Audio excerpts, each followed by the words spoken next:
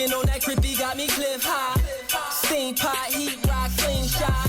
Surfing through the city while them chips rise. Hot boy, do it big time. Element with my summer baby, food up. Cali, yeah. With Crypto Blood.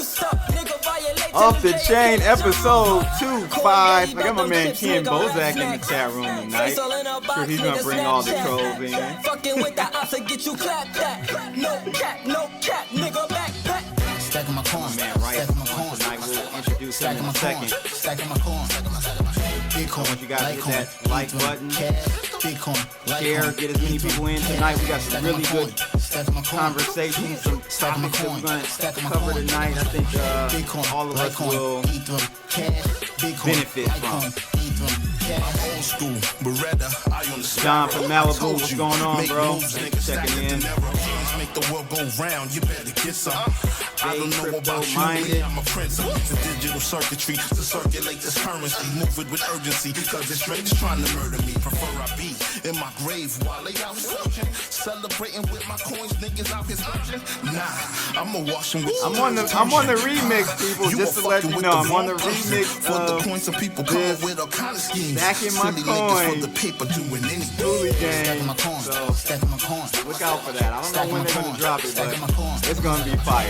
It's me. I don't know who else they all have on there, but I know for sure it's me and my man Matt. Shout out to Matt Success on Twitter. Stacking my coin.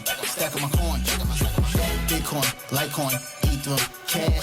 Bitcoin, Litecoin, Ether, man, fuck fiat paper. I'm after a new caper. Staying tuned to the moves that wicked do the skyscrapers. Fuck it. Do it live. I'll write it and we'll do it live. Okay. Ready? Fucking thing sucks. We'll do it live. Okay. Ladies and gents, welcome to another episode. We're doing it live off the chain. And hope you guys are doing well tonight. Let me get my chat room up here. I always have an issue with this chat room syncing up. But hope you guys are doing well tonight. Tonight's guest is not a stranger to my channel. He's been on a few times. I've been on his channel. Met him out in Miami a couple of years ago. When you meet certain people that are genuine, you just keep that relationship building. People like him, people like Trek, people like Ken Bozak. You know, those are people I find in the crypto space that the relationship kind of transcends just crypto. It's past that. It's just being good friends. You know what I'm saying? So not to get all teary-eyed and emotional tonight. Right. Rice. What's good, going man? on, bro? What's good, man? I appreciate you having me on, man. I always love your content. I got mad love for you as a person and as a content creator. So, man, I appreciate you bringing me on the programs.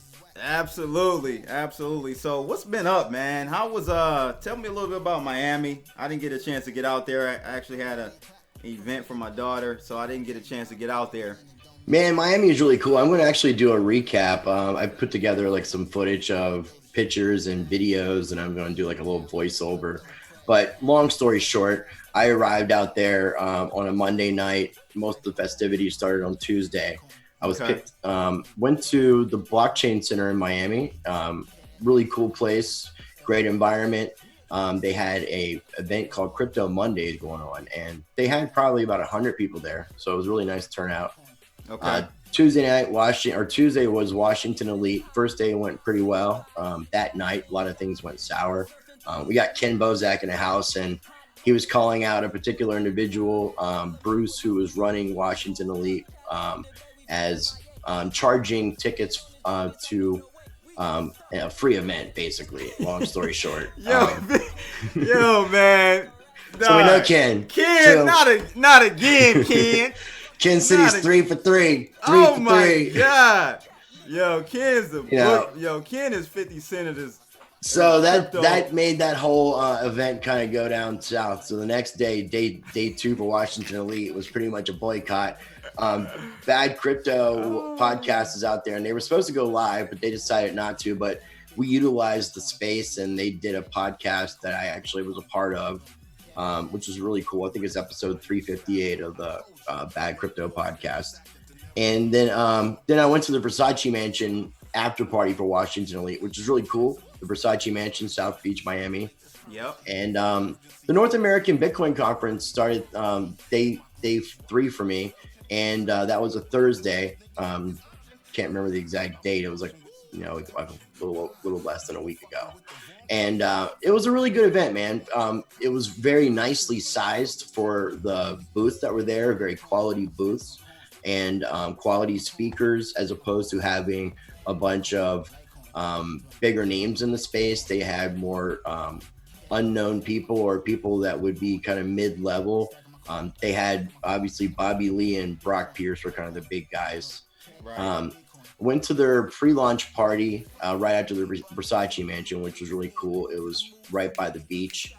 So that was really awesome. And then after the first night of the North American Bitcoin Conference, I got to go to a really cool after party at the Bitcoin Mansion.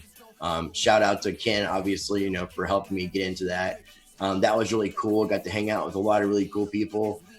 Very intimate experience. Did a live podcast with Ken and Bits and Tokens on the Bits and Tokens channel that was inside of a treehouse. So it was really cool, man. Then I ended up leaving midday Friday, but I have nothing but good things to say about the whole conference. I rather enjoyed the latest Vegas blockchain week more than anything I've experienced this past year. Okay. But Miami was good, man. I wouldn't live in Miami, but I would go back next year. And I doubt there's going to be a Washington Elite event, though. I wouldn't. Man, that's crazy. I love that Ken, kind of points out these, I got scammers. Love, and in this game is needed, and it's it's funny. I remember you had the one guy that said he was Satoshi. Jorg Molt. Oh my God, man. And I had to be tactful about that because being so close with Ken and actually being with Ken that entire day, it was when me and Ken were actually doing interviews together, and I was helping him record some stuff. And once we were done with everything and the conference was about to wrap up and close up, I needed to go outside. We spent like 3 or 4 hours working solidly, and I wanted to go smoke a cigarette, just get some fresh air. I know it's kind of ironic smoking a cigarette and getting fresh air, but I had to get out of the conference. And when I left the building is when that altercation took place. And I give respect because he's my family, he's my brother, and he does what he does. And so when I did my interview with him, which was like maybe 5 or 6 days later, which, it took a lot of balls for him to allow me to interview him. And that's why I had to come at it from like a journalistic. And really try to like not let my emotions come into play. Mm-hmm. And once I was done like doing the majority of the interview, and, basically it came down to he couldn't prove anything. I couldn't disprove anything based off factual information. I was just like, you just don't have the right to call yourself Bitcoin co-founder or even claim to be Satoshi if what you're saying is true. And that's kind of how I had to do it to back up Ken. And out of respect for Ken, I haven't even told anybody this. Before I released the interview, I made sure that Ken was cool with what took place because, I got love for Ken. I don't want him to come out looking bad. He's had my back. Me and him, we're going to be rebooting our old show, which used to be Last Week in Crypto, which featured Smart Trek, which was really, we're going to reboot it, give a new name to it and add a new person. And so. Sweet. So what do you, my whole thing about the York guy is that you can't say, and then his whole thing was like, everyone's Satoshi. No, everyone is not Satoshi, homie. Right. I'm sorry. Everyone did not write the white paper to change the, money as we know it for the foreseeable future. So no, we don't have that big of an impact on it. What I ultimately told him, because he said he worked on some like hacking protocols and hacking theories and security stuff, and whether it's true or not, I was like, someone like Adam Back, who I have no love for, he's listed in the Bitcoin white paper. He could take that claim as being, a co-founder. David Chaum, who I'm actually going to be interviewing soon. he's the godfather to all of this. You know, if it wasn't for like David Chaum's dissertations in the early 80s, none of this would even be, you know, possible. I mean, maybe somebody else might have come up with some of the ideas, but David Chaum's the godfather. Right. And so if you had someone like that or Adam Beck come out and say they're Satoshi. well, not Satoshi, but Bitcoin co-founder. That would slide a little bit. That would slide a little bit better. But you know, but the problem with Jorg, and I've not had this situation with him, and I've met him several times. He's never told me that he was Satoshi Nakamoto. Now, Ken has told me that he was on a cruise with Jorg, that a lot of other high-profile crypto people were on, Roger Ver, Jimmy Song, all those cats, John McAfee, and apparently in kind of away from people in a private conversation, Jorg had told Ken that he was Satoshi Nakamoto, and you know, obviously. Hey, he may have had too many drinks that night. Maybe No, he blames it on a language barrier issue. I'm like, no, you're like the Spanish guy who goes to court who speaks perfect English, born in the United States, that all of a sudden knows no English and needs a translator. Don't give me that, bro. Please, don't give me that one, please. That's funny. So speaking of Bitcoin, man, I mean, I sent an article over to you regarding this whole Bitcoin. Right bullshit. No, the Lightning. Didn't I send you a Lightning network? Yeah, you did. Well? Yeah. Cool. We're gonna start with this one. This is a good one to start with. Yeah. What are your thoughts about this this article? Well, what I like about the article is it's been backing up a lot of stuff that I say. Yeah. You know, I'm a smaller content creator. You know, I mean, so if you guys aren't familiar with who I am, you know, definitely check out my YouTube channel. I'd appreciate the support. I'm a very outspoken anarchist and speak up against the censorship that's going on. And YouTube doesn't really appreciate that very much. So I'm just dealing with a lot of crap. But I've been saying that the Lightning Network is a centralized system that that allows for decentralized currencies to utilize it for cheaper fees. But at the same time, it's an easier way to keep track and actually add more identity and take away that pseudo anonymity. And also, there's a trap that I think people are going to be, that this article doesn't even mention, that's going to be creeping up really, really soon once we get a lot of clarification from the US government about cryptocurrencies. Yeah. And if you're running a Lightning node, you're basically a money transmitter. Yeah. So some of these people who have been arrested, like, shout out to Morpheus. I don't know if you know about Morpheus. He got arrested on selling Bitcoin on localbitcoin.com by Department of Homeland Security. He just got released like about a month ago. So, but you know, anybody who's gotten charged with this has had to basically deal with the consequences. No one has been able to survive charges of selling Bitcoin without having a money transmitter license.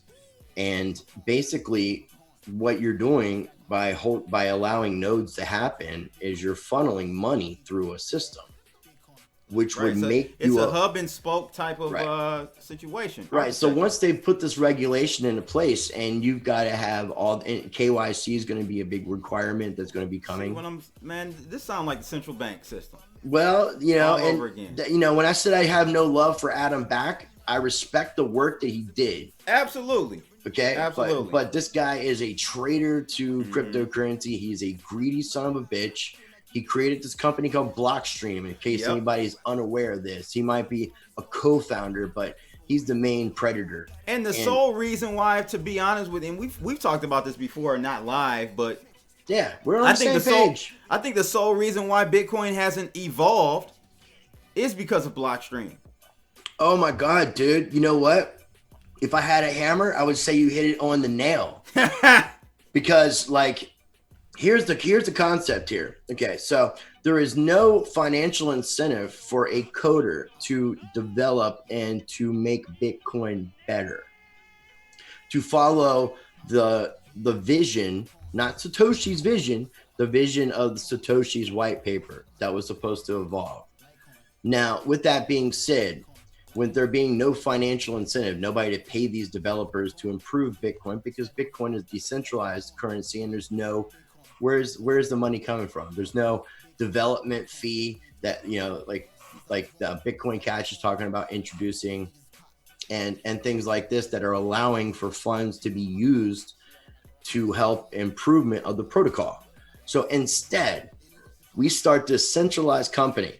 And if you guys do your research, do your own research, educate yourself, Look at who are investors into Blockstream.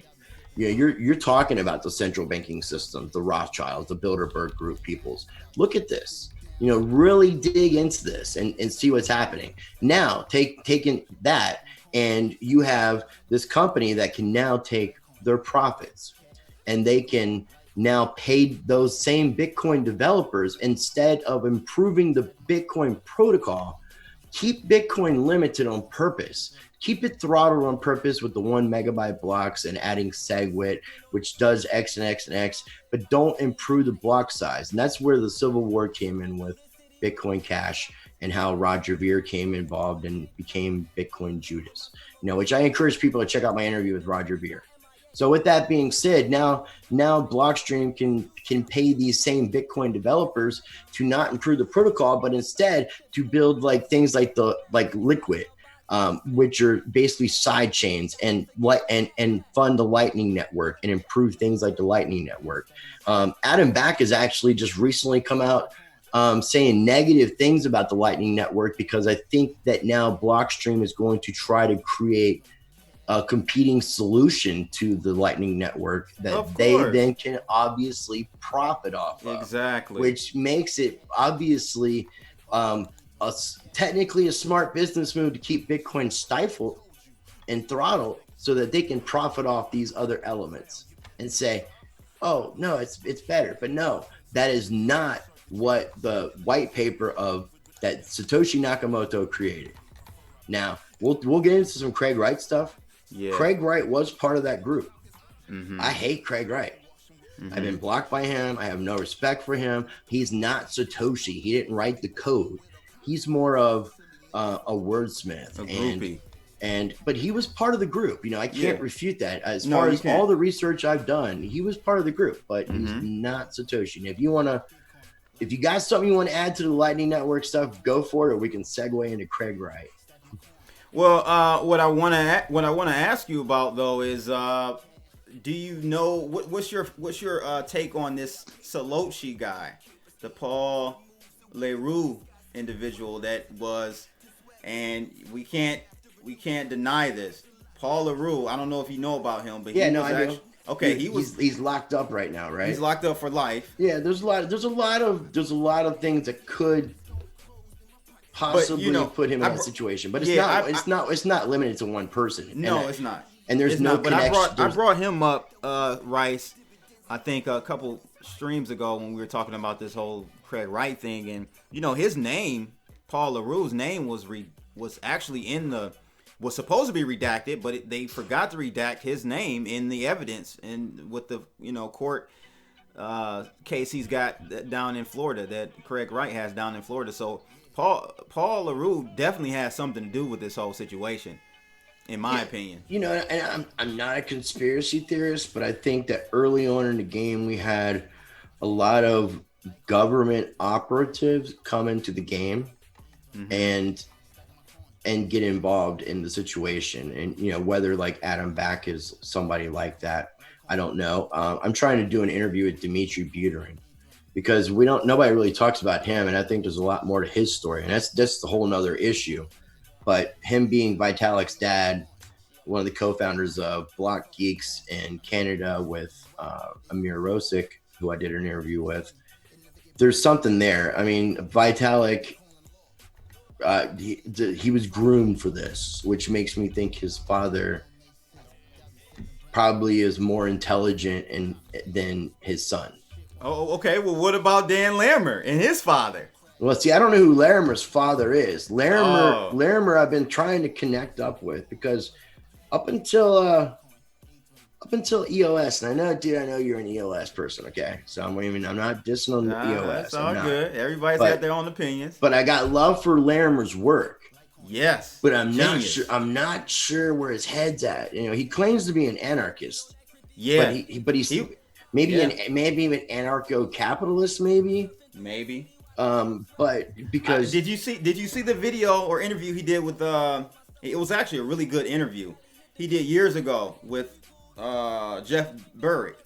Did you see yeah, that I mean, interview? I've checked a lot of his work out. I mean, I've been trying to interview him because so he went to school in Virginia, and Yeah, I'm me too. originally from Northern Virginia, and I'm actually about a little over 2 hours away from where he went to school at. I'm not sure if he's from Virginia. I think it was Virginia Tech, if I'm not mistaken. VTech, yeah. Mm-hmm. Yeah. So, and he actually has gone there and done like speeches and stuff like that for alumni because he was part of like a fraternity. I mean, I got mad respect for his work. I had mad respect for everything he did up until the EOS stuff. I'm just kind of questioning it, like the whole thing. Like it seems like a money, like they do this for money. Like I know he, like originally before everything came out publicly when it was in its long ass ICO stage, it was kind of like he wanted to build a platform that was complete enough that he could just focus on building stuff on the platforms. Yes. And that was, I thought, was genius. And I mean, there's a lot of things We're like getting about there. EOS, but I there's think a we're lot getting of, there. there's a lot of things that, you know, and I'm not saying I'm not giving up. I hold some EOS. So I mean, I'm not. EOS IO 2.0 just released. Brock Pierce. I mean, like I got this, and we don't have to go into that. Just let's just. I don't even want to go into that because we go into anything on this. No, we might just get assassinated like talking about some Brock Pierce, man. He's got that Epstein money. Yeah, he does, man. Connected up. So I mean, I'm just gonna say, change the world, Brock. And let's just move on. I've had Brock on a couple times on the channel, and very eccentric guy, but connected guy. But at the same time, he's not. And that's where people fail to my realize ultimate thing is he's not EOS. Is he? Well, yeah, he stepped down. He stepped down from Blackline. Yeah, it's not even that. Even if he was still there, he's not EOS.io. EOS.io is a open source. I know, but it seems platform. Like there's a lot of like EOS can do some things, but man, the amount of money they raised, the amount of money they paid for their payoff to the U.S. government. The thing about that though, they seem greedy. They seem greedy. Here's the thing. I understand that. And when I hear people say that, you have to realize the market gave them $4 billion. They didn't ask for $4 billion. Well, they ran a year-long ICO to allow people to get in. Remember back in the day with the ICOs, man, the real popular ones, the little people never were able to get in. Well, I mean, that's how the game's been designed to be anyways. Well, we're trying to change that with blockchain, hopefully, man. I mean, yeah, but that's the problem, even in blockchain, and that's ultimately been the problem. You know, I mean, like, So, you know, when I, and not to kiss Ken Bozak's ass, but it takes somebody like Ken Bozak to call out like these scammers. Now, Jorg Molt has been in front of all these OGs, was on that cruise. How many of those people did he talk to and try to give his spiel to, and how many people just dismissed it as like some retarded German or some dude with mental health problems and just let it go? But so my biggest complaint to those early adopters, those people who got very wealthy off of Bitcoin, or those people who call themselves celebrities in the space, and I'm not going to call anybody out. I mean, those dudes had an opportunity to call out these people. They've become complacent because they've made this money. So even these older like now wealthy anarchists, they don't give a shit about anything because they got money. Mm-hmm. You know, and now, like, you know, not to drag on the. So is money the issue? Is money the root of all evil? As the good book would say. I'm in it for the change, not the change. Okay, and if something happens where some of the stuff I've done pays off, and I'm able to take care of myself financially, that's kind of like the icing on the cake for me. So these people who call themselves influencers, these other people who I would just call content creators, who try to elevate themselves, these people. It's a whole bunch of that, bro. You know, that's why I keep my circles real small in this game, bro. Well, I'm learning it, but you know, I'm like, hey, do you guys want to do an interview with such and such or so and so? And they're like, the first question they ask is, is this paying? You know? And I'm like, Wow. dude, I would much rather cover a platform or something like that for free that is legit than take money to shill something that is questionable or not, or just basically speculative, which is what a lot of people are doing. So before we move on, I do want to highlight one part in this article about the Lightning Network that is more kind of getting to the I'm sorry nitty-gritty. for rambling, dude. No, you're good, man. Because what you just talked about is going to segue us into the next topic. But what I wanted to show here is that this person basically was saying, I think he's some doctor or It's for you, Ken.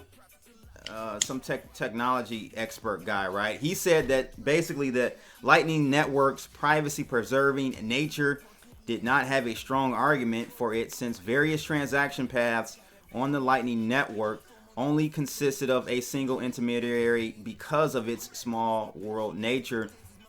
And so he was just saying that because of the low fees is what's going to actually make the Lightning Network, which that's what they're all about, low fees, is going to make the Lightning Network not as private as people think it will be. Right, because you have to open up these channels and run through these specific channels, and with chain analysis they can already basically figure out who you are. You know, so if you're not smart enough to cover your tracks or whatever, you know, using whatever sources you need to, you know, the powers that be are going to know who you are. That's why it's pseudo anonymous. Like, you can't, if I'm posting an address saying you can tip me or donate to me here, then I have therefore given all my social security number on the blockchain for chain analysis to determine my IP address and figure everything out I'm doing. Boom, done. Yep. It defeats the purpose. Right. Absolutely. Right. So we need to create those. We need to figure out ways to stop being tracked. Use these encrypted, you know, platforms. You know, we need to start supporting and building these things to get away from the surveillance, this 1984 world we're in. But 1984, bro. Absolutely. What are your, because to kind of jump back to the whole influencer thing, I want to talk about this Bitcoin, crypto, YouTube drama that we saw. You hit? Right? No, I wasn't. Were you? You were hit though. Yes.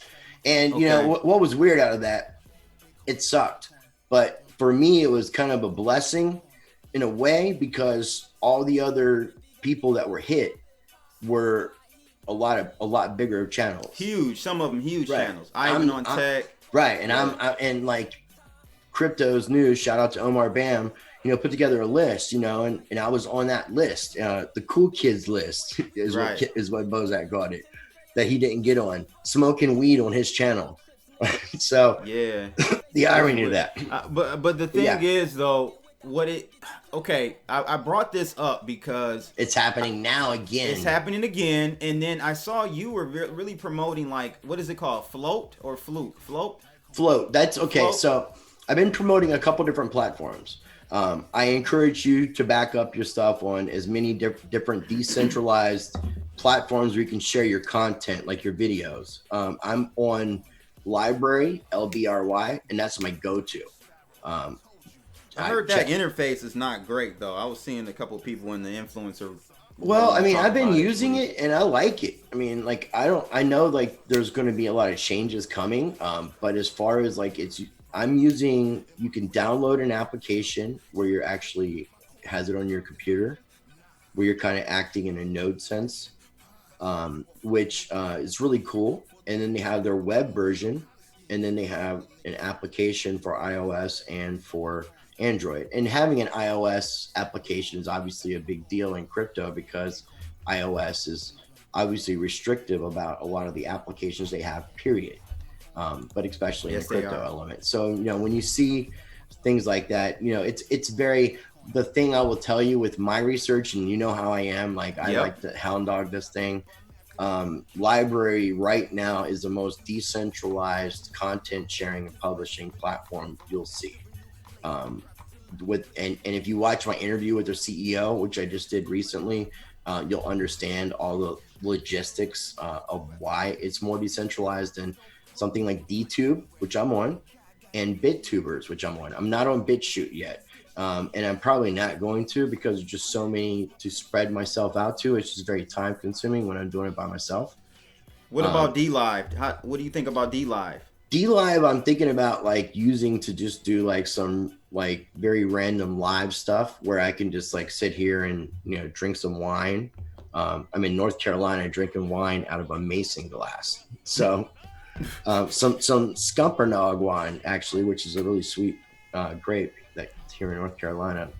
But you know, like D Live, I think is really cool. I'm really interested to see what's going to happen with the acquisition of BitTorrent and how they're going to change that up. And maybe I think that was a genius move by Justin. Yeah. Like I don't really, man. Justin, I'm becoming more of a Tron fan. And I don't know which we can say on the content stuff, but you know, obviously we got something to talk about with Justin. But yeah, we do. And the thing, what I want to ask you though, because I had the legendary Andreas Antonopoulos on before the new year. That was a great way to kick. I'm jealous because I've been trying to get him. He's agreed, but I'm like on some list. I don't know. Yeah. It's a list. We talked, but he's agreed. That's good. You'll get him. Get him. It took me like the York thing is what connected us.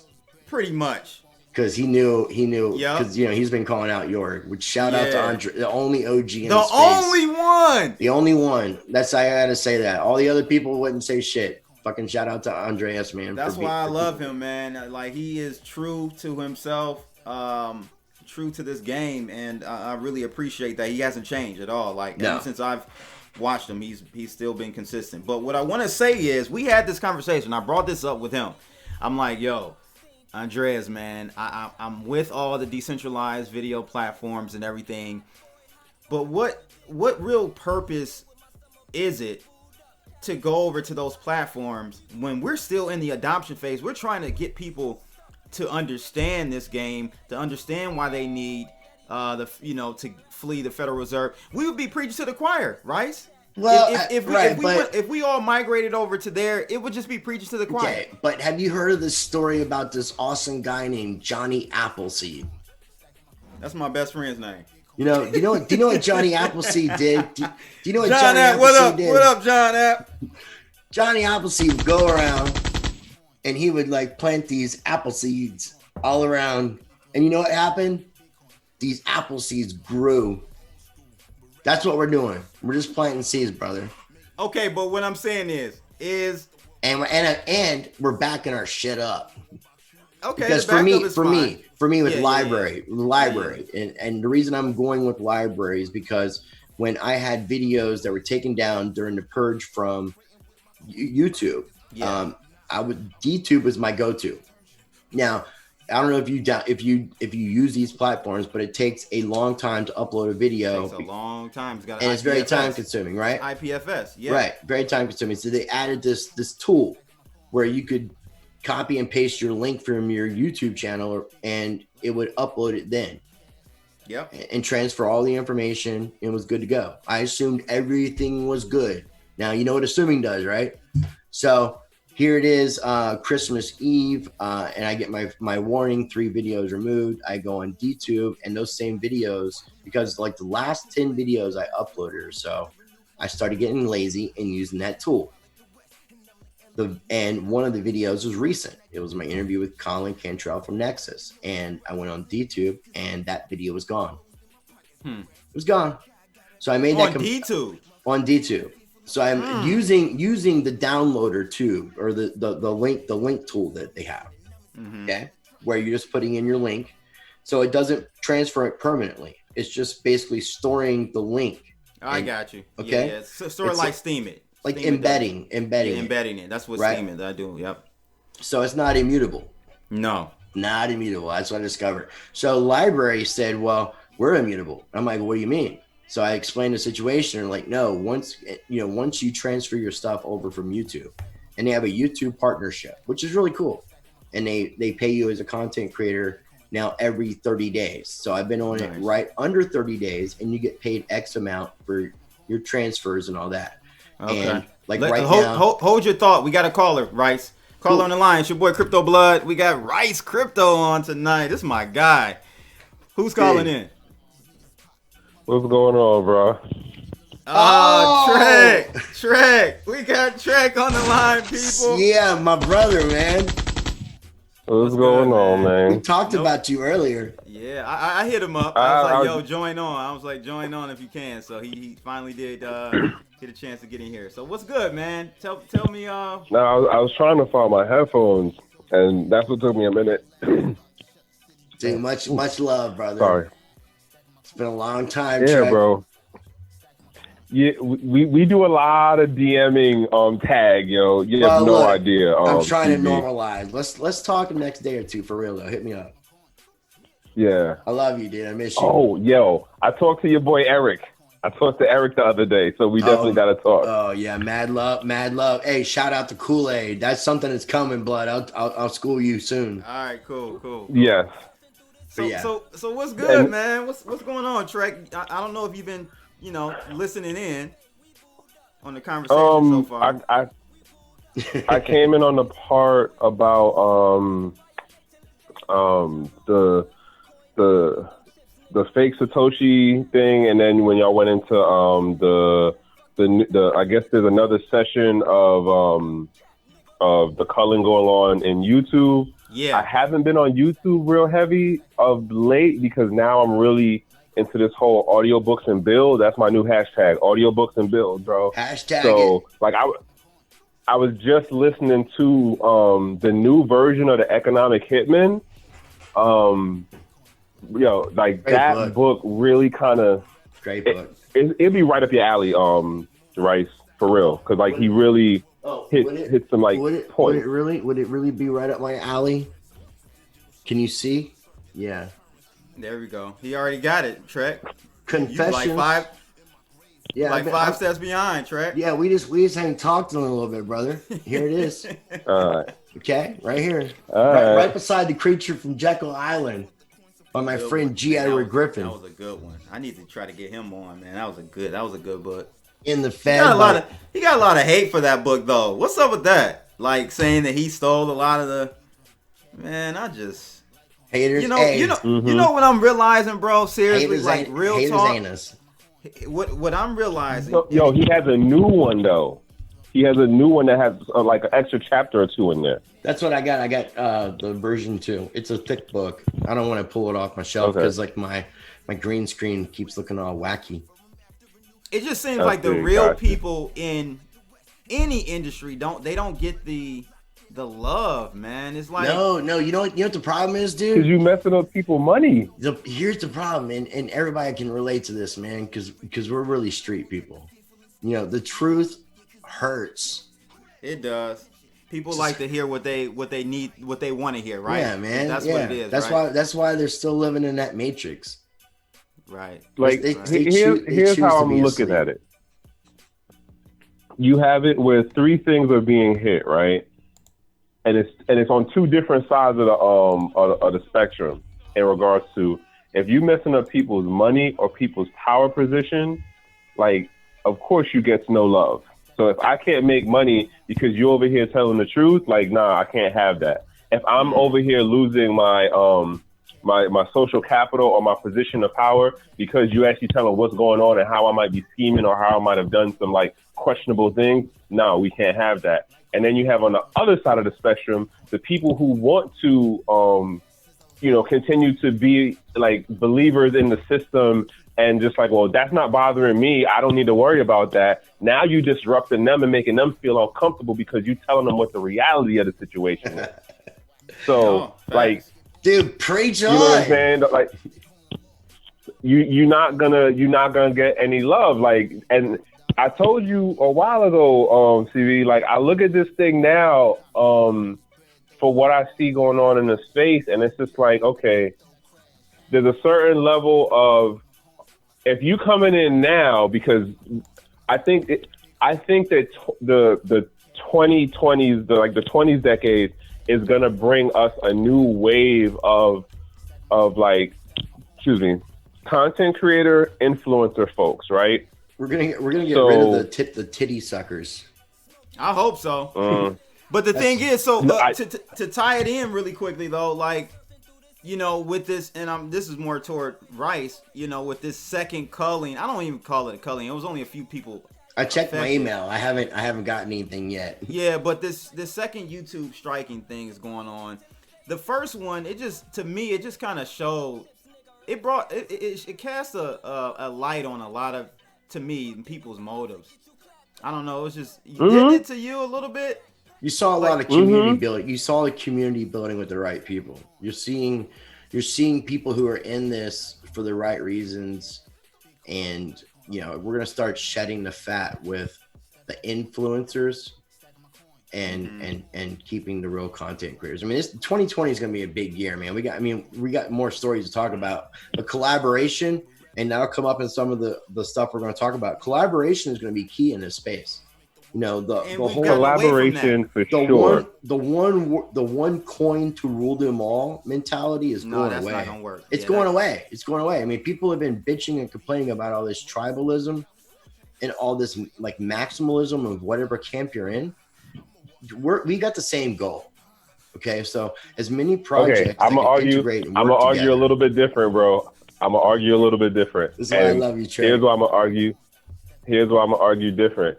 Because I get our conversations for where we are, but I do really think that when this next, price speculation thing starts turning into people's favor, it's going to breed a whole different level of the content creator type folks. And now, if you came in like our period, a little bit earlier, like Band's period, dude, I mean, look at the content I've been putting out over the past 6 months, and look at do some ill shit, bro. Some of the you do good shit, and some of the crap. I mean, I'm not saying who's putting out the crap, but there's a lot of crap being put out. But that's what I've got less than 2,000 subscribers, dude, and these people this is what I'm saying, though, man. You should have over 50,000 subs easily. It's because I should have 100,000 subs. It's because we keep it real, dude. That's what I'm saying, bro. And that's why I appreciate you. I didn't realize this until I got into this game. Well, here we are. Okay. Here we are. But it goes. But this is why. But here's where. Playing it. But here's the dichotomy of how this SoMe thing is playing out. How I see it. We have us, who we're in like a kind of smaller segment of like we still close enough to that epicenter of like the principles, the core values. You know what I'm saying? We're not running in the direction of like, oh, I'm a bag chaser, or I'm doing things that will where my motivation is about the money, right? Right. Now, it's not to say that we don't want to pay our bills and we don't want to, be able to monetize at least something. Businessman, right? We still got to be businessmen, but it's a difference, right? And the real recognize the real and see who's doing it the right way. We're being smart, not titty suckers. But there's gonna be a wave of folks that come in, and I'm telling you, bro, you're gonna look at it and you're just gonna be like, yo, what the hell? Like, how are their numbers working out the way they work? How is it that they're popping up in all of these different places? I gotta agree with Trek, man. I'm the next telling move you, up, bro, I see certain things now. I see it. If we have like not even 2017, I don't think we'll have a 2017 again for a very long time in crypto. But not with Bitcoin. Right. Okay. Yeah, I give you that. But what I'm saying is, if the altcoins start to move, and let's just get 5x out of a lot of the top 10 altcoins, man, you're gonna see the tribalism start. It's gonna start up heavy again, bro. You'll see it on some elements. Okay, so now, and you'll see it on the elements of centralized bullshit and basically like things like Bitcoin Satoshi Vision, BSV. That you won't see collaborative efforts in those camps. But the ones that are really truly trying to do things in a space that are trying to bring mass adoption, you will see that collaboration, and people will appreciate that. I'm gonna argue again. I'm gonna argue on a different again, bro. It's gonna be collaboration. This whole question is gonna be about a cat and mouse game between those of us who are still more at the core part of like privacy by design. Okay, let's try to go to the furthest to the left that we can to have it be decentralized, as opposed to furthest to the right for it to be closer to a centralized system. And then you have the people, and and I traverse between about 4 different platforms right now, bro. And I see how the conversations work in LinkedIn.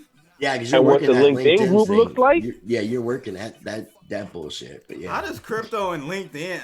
I never understood it's there. that one, man. It's a Bro, it's a business profile. That's weird. Yeah. I never understood it's that. but it's a I'm whole there. I different don't level do of much. I'm there. conversation, though.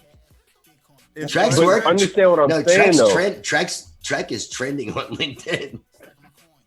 He really is. Bro, it's a different level of conversation. And I got to check people sometime just on the end of like, yo, y'all are up here having these high power. Like, here's what I'm saying. For how I see the conversations going in that environment, and then how I see them going in the Twitterverse, and then just on the end of like when we talk, oh yeah, like I told you, I just spoke with Eric the other day. You know, me and Blood been speaking for how long on a couple of different things. Me and you know where we are on our stuff, and we have our network at this level. But the conversations for the people who are coming from the regulatory side, the business side, traditional, how do we say this? Business expansion, or like traditional pathways to mass adoption. Yeah, I mean, they are totally ignoring these people who have a lot of money, dude. That these semi-centralized entities, you know, these ripples that want to hire like your Ashton Kutchers. Yeah, they can do what they want to do, but you know, even like within the music scene, you got just talking about hip hop. You know, like with what's going on right now, you got these fake ass people, and you got these real people. That's what I'm saying. That's what I realized. Okay? Like when I and you know, they all do well. They all do well. It's just, you know, I would always hear people, Rice. I would always hear people in the music industry talk about entertainment. Period. Talk about like the fake people and how fake it is. And I can understand. People can see through the real people. Yeah, I can see. The people we want to reach. The people we want to reach, they can see through the bullshit. Yeah. And we'll still have that. If you look at it as a weighted system, you know, good, you know, how you balance. You know, we might be kind of like on the losing side. Like we might be here a little bit, but we're still being heard, and the right people are getting it. Not everybody's ready to wake up. There's a lot of people who. Okay. So, you know, I feel what you're saying, but there's two sides to every fence. Of course. But so on that one, it then goes into the other thing that, like I said, it's certain things that when I really took this whole thing of I'm going to be serious and like really push to be, you know, working in the crypto space and do quote this business thing. And when I really started getting pulled more towards the content creation side of this thing, to then realize like, yo, when I started understanding more about like the algos and the numbers, yo, forward that video I sent you to Rice. Okay. Because when it's freaky, bro. Because like right now I'm looking into the whole voice search application stuff. That's a game changer. The stuff that's going on with Googly and what they're doing, it's on the next level. My point to all of that welcome is... to 1984, Trek. Oh, bro, this is like beyond 1984. Like, it is so beyond 1984 with the way that they are moving, and for what I'm looking to do within just my whole branding thing, and how I had to like really make a conscious effort and like question, like, do I want to cross this divide in now making it that I am intentionally grabbing the attention of the algos? There are web scraper sites that have my content that I've never heard of, bro. Oh, I know exactly. And, you know, my background is marketing and SEO and stuff. I know exactly what to do to blow up. I just can't live with myself doing it, bro. I can't do the Bitcoin 10,000 tomorrow. Find out why. Tune in tonight. I can't. I would drive myself crazy. But dude, if I did that stuff every day. You're doing well with keeping it real and still maintaining a good base. Like, you know, I mean, I haven't looked at your exact numbers, but I want to say you're like 11K-ish. Am I off? I think I'm at 11K right now. Yeah. Okay, so I'm right under 2K. Okay, I'm right under 2. So I mean, I'm like, Hey, I'm like that's 2K more than me. Well, Hey, but you know what? You've been hey, working. Trek, You've I been don't want to working. hear it, Trek. I've been working. I've been, You're I've been right. working YouTube. You right. Rice, I've been telling Trek to get on his game with the YouTube for over 6 months, bro. Dude, Trek is a weird dude. Okay, the motherfucker wears prescription shade glasses. Okay. I might have seen his eyeballs one time. I ain't never seen his eyeball. I don't think I he love has you, eyeballs. Trek. I love you. I don't But think yeah. Trek has eyeballs. I've been really trying to work. YouTube is the second biggest search engine. Period. Yeah, you gotta do it. I'm using these tools against the system. I just made a post earlier, on my YouTube channel on the community post that you can do now. Okay, so let's get back on topic because I want right. to talk about the YouTube thing and where it plays an integral part, though, guys. And I think it's very important for us to stay on this platform to reach the people that we need to reach. I want to make a suggestion in case you're not aware of this. Go ahead. I want all your users, people watching this, go to if you use YouTube and you sign into this thing and you use your account and you actually participate, subscribe, hit the notification bell and comment, check your age settings. Because if your age settings are on default, it might put you in a minor category. And based off all the recent changes, our content is not appropriate for minors. So you may not be receiving notification bell notices because you haven't changed your age information and they think you're a little kid. So that's interesting. I didn't know about that. Some people don't know. And that's why, I've been doing my research. I'm Hound Dog. So look, let me ask you about this voice.com. What are your thoughts about this coming up? Is this going to be a game changer? I was very excited about it, and I still am, but I think they're going to be doing KYC just to make sure there's a one-to-one relationship for the most part. Of course, there are going to be loopholes. Okay, well, but what are your thoughts about voice.com and this being like the real true blockchain? Before we get into it, the KYC element. I know Bravo. Yeah, that's what I didn't like. Bravo is a kind of like a blockchain Yelp alternative, and they have it set up where you can only sign up using one device. Okay, so you can't if you screw up something, and you can't get into it, you're technically, unless they can fix the problem, and they can, but you got to contact them, you're set to that one device. So Voice can still do the same thing and not do KYC.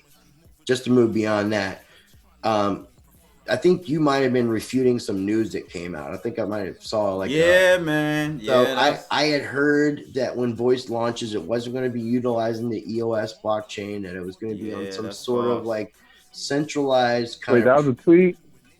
Well, it was legit. It was like all the Cointelegraph.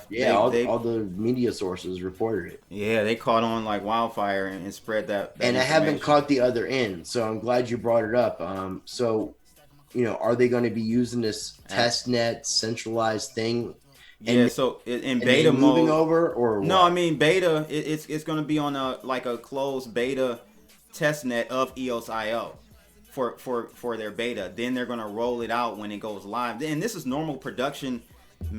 Production type stuff when you're talking about building and rolling out networks. But they were making like the beta wasn't going to be like a public thing and it was just going to launch, and I figured it was going to launch right from the get-go on the EOS blockchain. It is the EOS blockchain. It's like Robston, like you have the test net with test net. It's not launching on the main net. Right. It would be like if an app were to launch on the test net on Ethereum, Robston. Or any of the other ones. So that's kind of what it's doing. But it does plan to go to the EOS blockchain and utilize. Yeah, it's going to go EOS. Because you got to remember, Block One bought like $30 million worth of EOS tokens a long time ago. I mean, I signed up for it. I'm on the list. I don't know where I'm at. I didn't get any information. Me too. Right, but I'm there. It's not like I'm not dissing it. Yeah, I got it. I think I gotta dip my toes in the pool. Yeah, I think I'm really not happy about the KYC part. Not knowing that there's other alternatives to do it. Yeah. And So- I think this is the thing though, right? It's like, it's a fine line. Like if they were to go a biometric route, maybe, and because that technology is available in EOS.io to have biometric authentication. If they went that route, then we don't know Go the ahead. settlement issues that they dealt with No, with we the don't. SEC. So they may be They are buying it. They might be required per an Absolutely. NDA to require KYC on this. I know without a shadow of a doubt. That's why. I know without a shadow of a doubt. You know, I mean, I'd like to keep it real. You know, I mean, I don't want to like skim over it and make it sound something other than it's not. And that's kind of where we're at. And they're playing the game. And They're playing the game. You know, is that a good strategy? I'm asking you. It depends on what you support. Will Rise Crypto be there? More than likely. But will like all my effort and energy go into it? Possibly not. I'm on BitTubers and I would really, it doesn't matter. Yeah. Library is my go-to backup. Yeah. So, it depends on the game they want. Like, who are you and where you stand? And I respect everybody else's walk. If somebody likes that walk, if they like that George Orwell 1984 world and that makes them happy, then much love to them. No, I hear that. If they want to be asleep, I hope you dream great dreams. Let's talk about this possible collaboration, man. Here it goes again. Justin Sun. That guy is the PR marketing genius in this crypto game. So he's backing it up. He's backing it up, though. He's not Ty Lopez. He's not Ty Lopez. He is not Ty Lopez. I give him that. For sure. But he's got the same Justin skills, but can back it up. Yeah, there you go. Right. But no, and then Justin connects to the people that quote matter. Even if you don't actually get to talk to him, you still get the names that you're like, oh, word? He's gonna sit with him? I wish I had that Chinese money, man. So we got the Asian persuasion clicked up. They're getting together. That's double Asian persuasion right there. Yeah, man. We got Charlie Lee meeting with Justin Sun. I'm surprised John isn't photobombing that, yo. I know, right? Where is Johnny? Man, Johnny's on his own. Johnny's on his own. I think Charlie cut the leash a little bit. Yeah, he's trying to do his podcast with I always forget dude's name. Ben, the UFC fighter. UFC guy, right? Yeah, he's Ben Askren. Askren, is that right? I don't know. Something I just know first name, Ben. Yeah, he's cool people. He looks beat up, but he's cool people. So what are your thoughts about this, Rice? I mean, is this a good move? I mean, I'm very curious about it because this seems like two totally different communities. And so it's going to be interesting to see if anything comes of this meeting that Justin Sun just had actually over the weekend, I think. Well, the one thing... Oh, actually today. This happened today. Yeah, I hadn't heard of it until you pointed it out. So, like I said, I think collaboration is going to be key. And the Litecoin community is actually doing a lot of collaboration with other projects and like Divi, for example.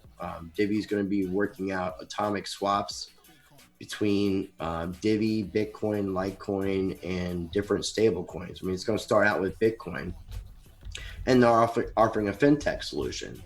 Litecoin has collaborated with Token Pay and possibly another cryptocurrency to buy a small portion of a German bank.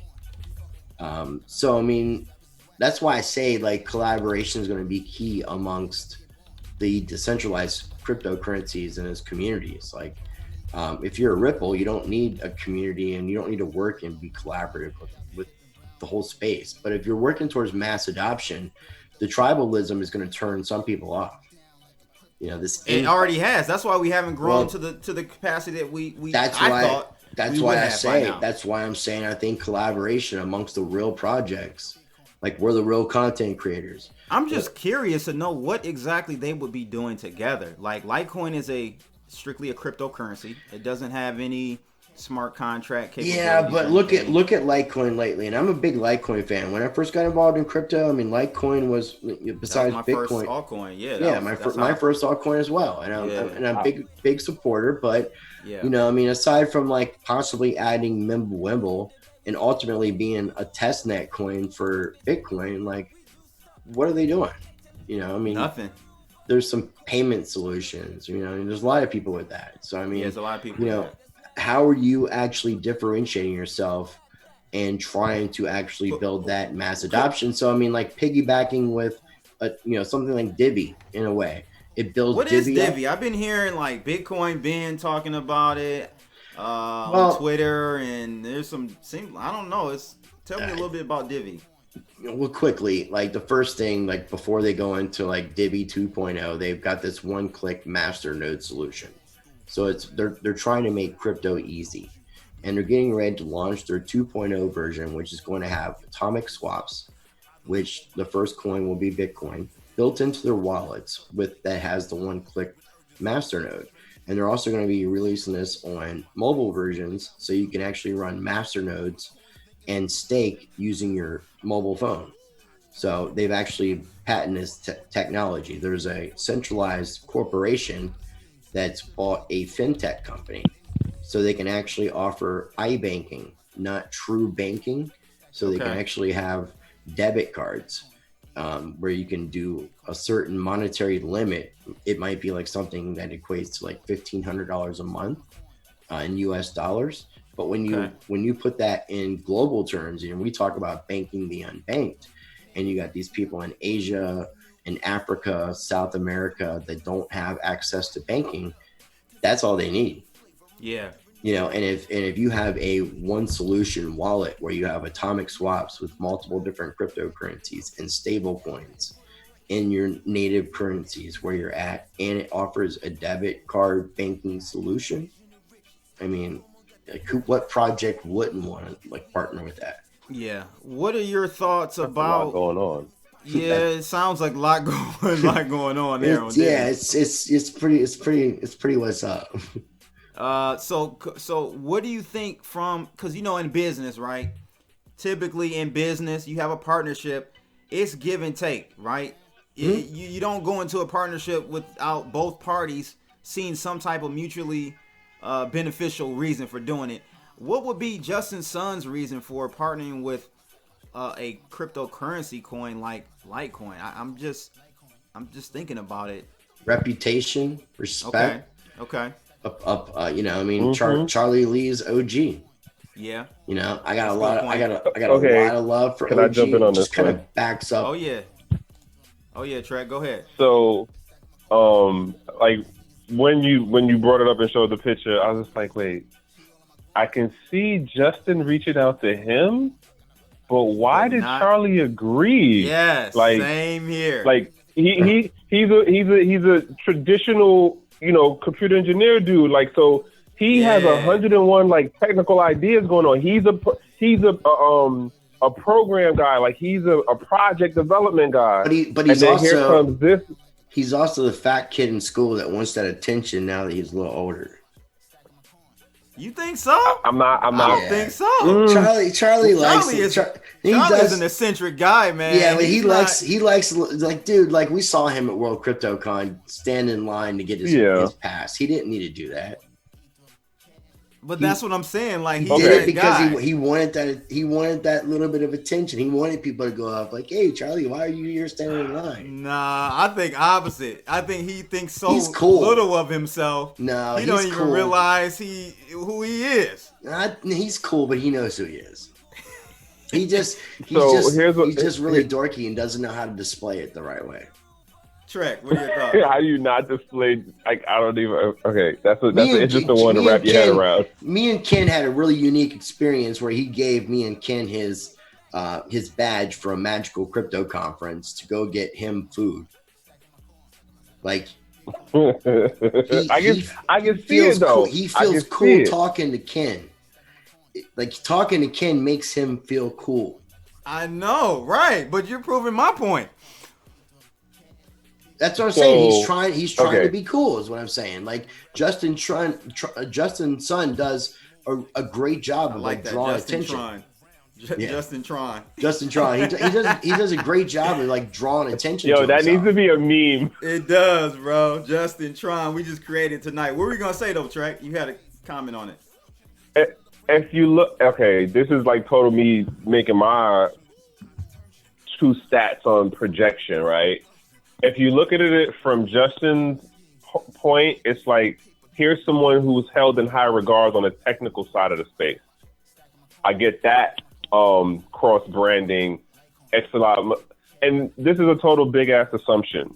Just on the end of for where Charlie sits in the space, it goes with the all right. This is a little bit more like making some a technical experts connection that gives X amount of like, oh, you about to do something that's like actually like could work. Cause you talking with Lee, like you talking with Charlie.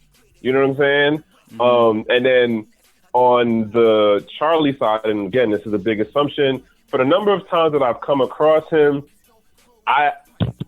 and understandable, and Rice knows, like I'm horrible at that whole going up and talking to everybody on stuff.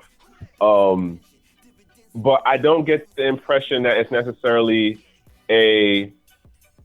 I'm doing this for the clout, but it definitely does work in his favor of clout for something else that might be in his pipeline for what he's looking to put out. You know what I'm saying? Like this is like, let's make appearance. What did you call it the other day? Because somebody else did something. The optics of it. Yeah, the optics. Yeah, optically. The optics of this is beneficial to both sides for something a little bit further down the road. That's how I would look at this, because you know, like we all agree that Justin is really good at like that, bringing the attention. Dude, and Justin's you know, son everyone is the master P of cryptocurrencies. Yeah, seriously. Yeah, because he just knows how to maneuver and get around and keep things. He's a businessman. I mean, it's great, you know. But at the same time, moves like the Warren Buffett situation to me gave us a slight black eye in the crypto space from the outside looking in. To me, you know, that whole thing falling through. He blamed it on China, you know, CPC or whatever it's called, the China Communist Party. But yeah, I don't know, man. It's gonna be interesting to see if anything comes of it, because in the tweet, if we take a look at the tweet, and he's so funny, man. Justin's son, he says meeting with Satoshi Light, talking about Bitcoin, Litecoin, Tron, and some secrets. Come on, man. Yeah, secrets, bro. That was secrets. That was perfect right there. It's like announcing that you're a post of an announcement of an announcement. He did that. He does that. That's why I said said that. It. Right. He did that with the D Live thing. He's a marketing king, but he did an announcement that he had an announcement coming up for D Live. It started out this crappy white paper that seemed to be copy and paste. Yep. You know, and I had no love for it. You know, I had no love. They stole EOS's delegated real estate. But ultimately, he's you know, like he's back to stuff up. Slowly but surely. You ain't lying. You know what else is interesting? Tron's going to be successful, and probably is Tron to be out end all? No. Do I have money in Tron? Yeah. So, do I have a Tron stuffed animal right across from me? Yes.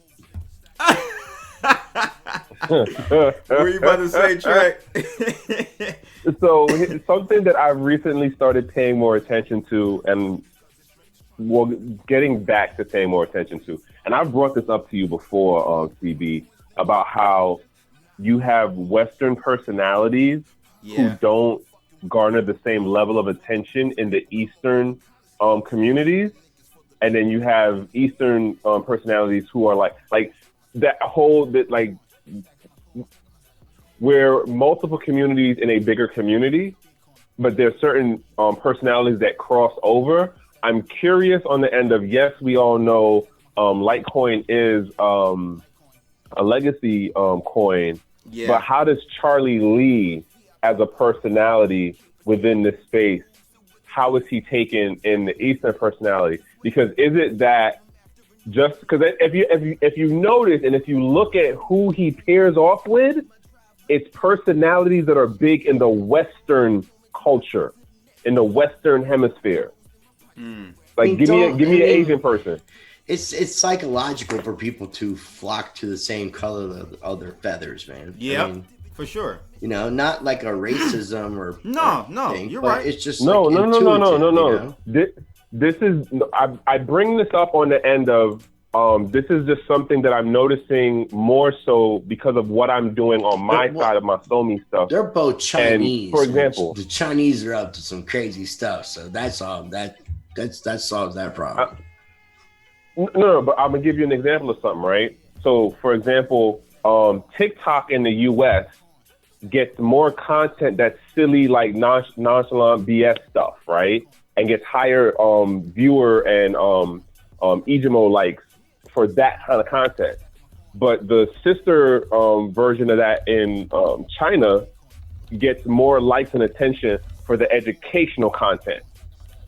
You see what I'm saying? Like, same setup, the same kind of app format and everything, but how it's being used in these different communities in different cultural dynamics. Well, they may not have that freedom of speech to do the entertainment stuff that we're allowed here in the United States with our limited freedom of speech. I mean, we may have more access. Have you seen the level of like what is on TikTok? Like, yeah, well, that's what I'm saying. But what is China allowing in China? Like, they have to have a filter. So there's got to be a lot of stuff that people are not having access to, which limits. But listen to what I'm saying. The difference in content is educational over just entertainment. Yeah. Like, I'm not talking about like and with how TikTok is really playing out here, it's really a lot more like lip sync and things in comparison to like somebody saying, hey, here's how you do X, Y, and Z. The majority of the liked stuff is in the entertainment side, not educational, which I find interesting that it's the opposite on that side of the globe. Yeah, bringing it back to the point of Justin's son usually pairs these major PR moments with popular Western figures is my whole point. Okay. That's it. Yeah, no, it totally makes sense. Yeah. I feel you, man. I feel you. So we'll see what comes of that. That's going to be interesting to see that whole, if it is a collabo, like I said, you got to, some stuff that Justin's son does, you just don't know. You got to take with a grain of salt sometimes. Yeah, it just could have been it could have just been a lunch. Yep, could have just been a lunch. And he's making his rounds. Remember, he met with, I don't know if you knew this, Rice. He met with Wozniak, Apple co-founder, earlier this week. Steve Wozniak, yes. Wozniak. Yeah. He met with him earlier this week. So who knows, man? Who knows what this guy is doing? But let's move on. Western figure. What's that? Go ahead. Next thing, bro. Yeah, next topic we're gonna do. I guess we could talk about Craig Wright just really quickly. We kind of touched on him earlier, Rice. But what's your thoughts on this situation, man? I think he has some real mental issues, in my opinion. I agree with you. He was probably somewhere around there with the genesis or beginning of Bitcoin, some form or fashion, but he's delaying this court filing, man, and this tool of trust and what's going on. I mean, he tweeted out saying that, or put in I think was a Discord chat room or Slack, that the keys were on the way and all this stuff. Yeah, what are your thoughts, man? He's just like, he's trying to delay the inevitable. I think so. And like, he obviously knows, we know, he was part of that group, and we know Dave Kleiman was part of that group, or his family wouldn't be suing Craig Wright. That's right. Okay, that's so right. now, was it the two of them? Was Hal Finney involved? Was that's another one. Was Jeff Garzik involved? Possibly. I mean, there's a lot of question as far as like some of that stuff's concerned. He was part of the group. He's not Satoshi. He doesn't have access to what I feel like the core group or core person would have access to. And that's why he's making all this crap up. But again, like when we talk about realness and people who are just trying to be fake for the sake of trying to get attention or delaying the inevitable, I mean, ultimately the right people see through that crap. And that's why you see this somewhat small divided camp of people who really believe that Craig Wright is Satoshi Nakamoto. Now, he's smart. No, he is smart. He's incredibly smart. Like, yeah, absolutely. You know, it's sad, but yes, I feel like he's got mental problems, and he's hanging out with people with mental problems as well. Like, you know, your Calvin Ayers, you know, which honestly, like, I hate to even admit this, man, but somebody came up to me in Miami. This is messed up. It was like, they asked Ken Bozak, "Hey, is that Calvin Ayers?" They're talking about me. Oh, wow! Yo, you should have milked it, bro. I was trying to have a good time, man. So I laughed at it. I was offended, you know. So I think people with mental illnesses flock together, and that's what we're seeing with the Bitcoin Satoshi Vision Camp. That's funny. I think you're right. The same thing I said. Go ahead. Yep. No, I was gonna say the same thing I said. I think he took a real smart position. It's like, I know I can't prove it, but if I drag out this court process, y'all can't not prove me wrong. Right. Well, the problem with courts is they ultimately give a date. You can only continue so many times. Yes. So there's gonna become But look how long he dragged the shit out, though. But look, look at it this way. Look from a branding perspective. You don't want to admit it. From a branding perspective, he has solidified his position in the space. From the time he started doing this, I am Satoshi, to where we are right now, he has solidified his existence in the space in the branding capacity. And now he has a level of legitimacy. Like from that standpoint, it's really fucking smart. Like it is. What are we looking at? February 3rd? Is that what the court has said? Like to give us some proof? Mm-hmm. So where are we at? It's a leap year. Week and some change. Yeah, week. Yeah. Right. So, you know. So we're right there. We're on the cusp. Yeah, the judge ain't gonna grant no more time after this. It's either it ain't happening, bro. He gonna come up with it because he does have a mental illness. Sell your BSV now.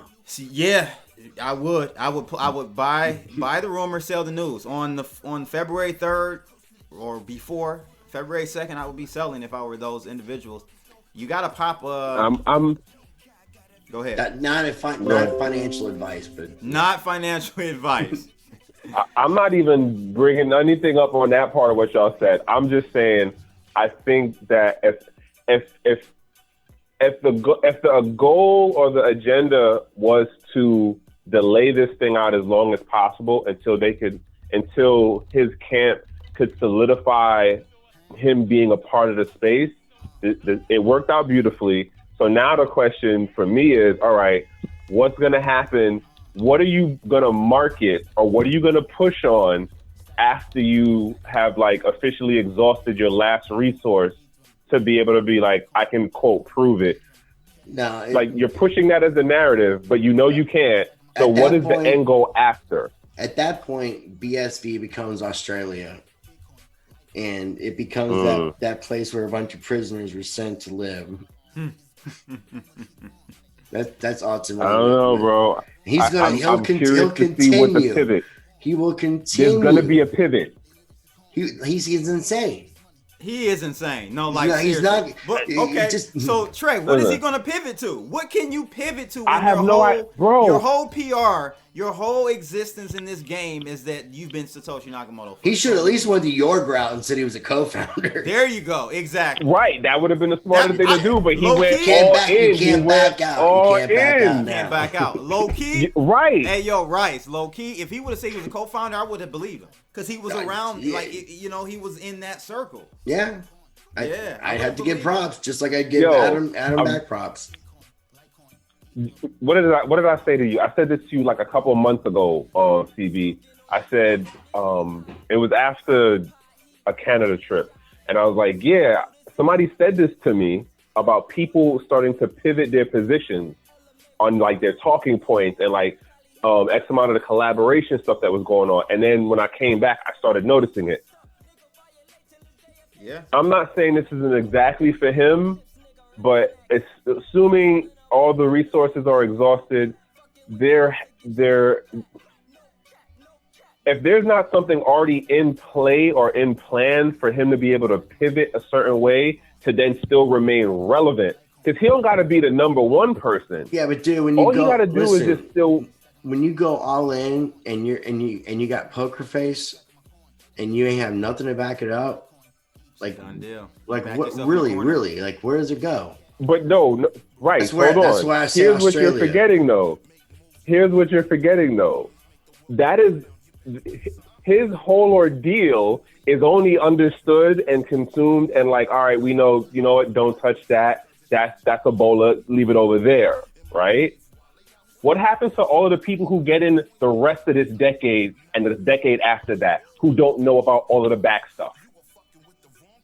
Well, I mean, it's sad, dude. It is. And that's where we need to stand up. But you see what I'm saying? Like strategy wise, we can't control like, we can't control the narrative. We just got to speak the truth. I'm not saying we can't. I'm not saying we can. What I'm saying is to totally dismiss him out of this whole space is kind of naive, because like we all keep saying it. We're working towards mass adoption. It's still way more space to grow. So if this is the thought process that we all understand at our level, the bigger, longer run thing to do is all I got to do is stay relevant long enough in the space to where my name is synonymous with my brand, my image, whatever, even though I can't prove beyond a reasonable doubt.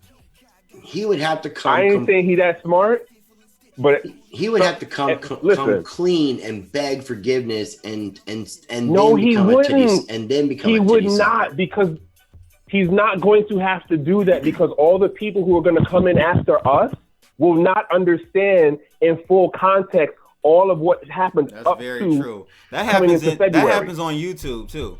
Or you have someone who scammed a whole bunch of people, right? And then they continue to get Trevon James. I'm just saying. Yeah, like real talk. Like then you have like newcomers always coming in. They don't know anything about that particular person's past. Well, so it's true. Some people Unfortunately, need to learn lessons that they're not willing to educate themselves, and I don't pity those people. Totally agree with you, bro. But I appreciate what they have to go through to wake up. No doubt. Me too. If I don't have a degree in economics, marketing, or business, and I thought of that just right now, imagine the people who got the money that he could pay to be like, yo, figure out a way for me to stay in this longer. Well, then figure out how to make me. If you think about this all legitimately, and this has actually been something I've been thinking about, if we think about all this stuff being ultimately like no purpose, all these centralized systems, all these Bilderbergs, all your central banks, all these people are going to infiltrate, we're going to have all this censorship, then why are we doing this? Like, if we think this is a pointless thing, why are we in this game? No, I'm not saying that at all. Not saying that at all. I am not succeeding on that point. I'm saying this particular individual is seemingly looking like he has worked out a strategy to make himself be relevant within the space for the coming decade. There's more stupid people than smart people, man. It's sad in regards to the whole why are we doing this, is because there is still the ability, the option to, work to still hold on to being able to practice being private in regards to your financial spending. There is still the ability to have open source projects that will change the way we do business in what we look at as traditional capitalism or traditional economics going forward. We just haven't figured out X amount of how to underlaying technology that redefines the business revenue model structures will work to where, all right, we can actually self-empower people with a greater level of Well, we also Yo, I'm not also- laughing at you, Trek. I'm laughing in the chat room, bro. What's they going going on here? crazy.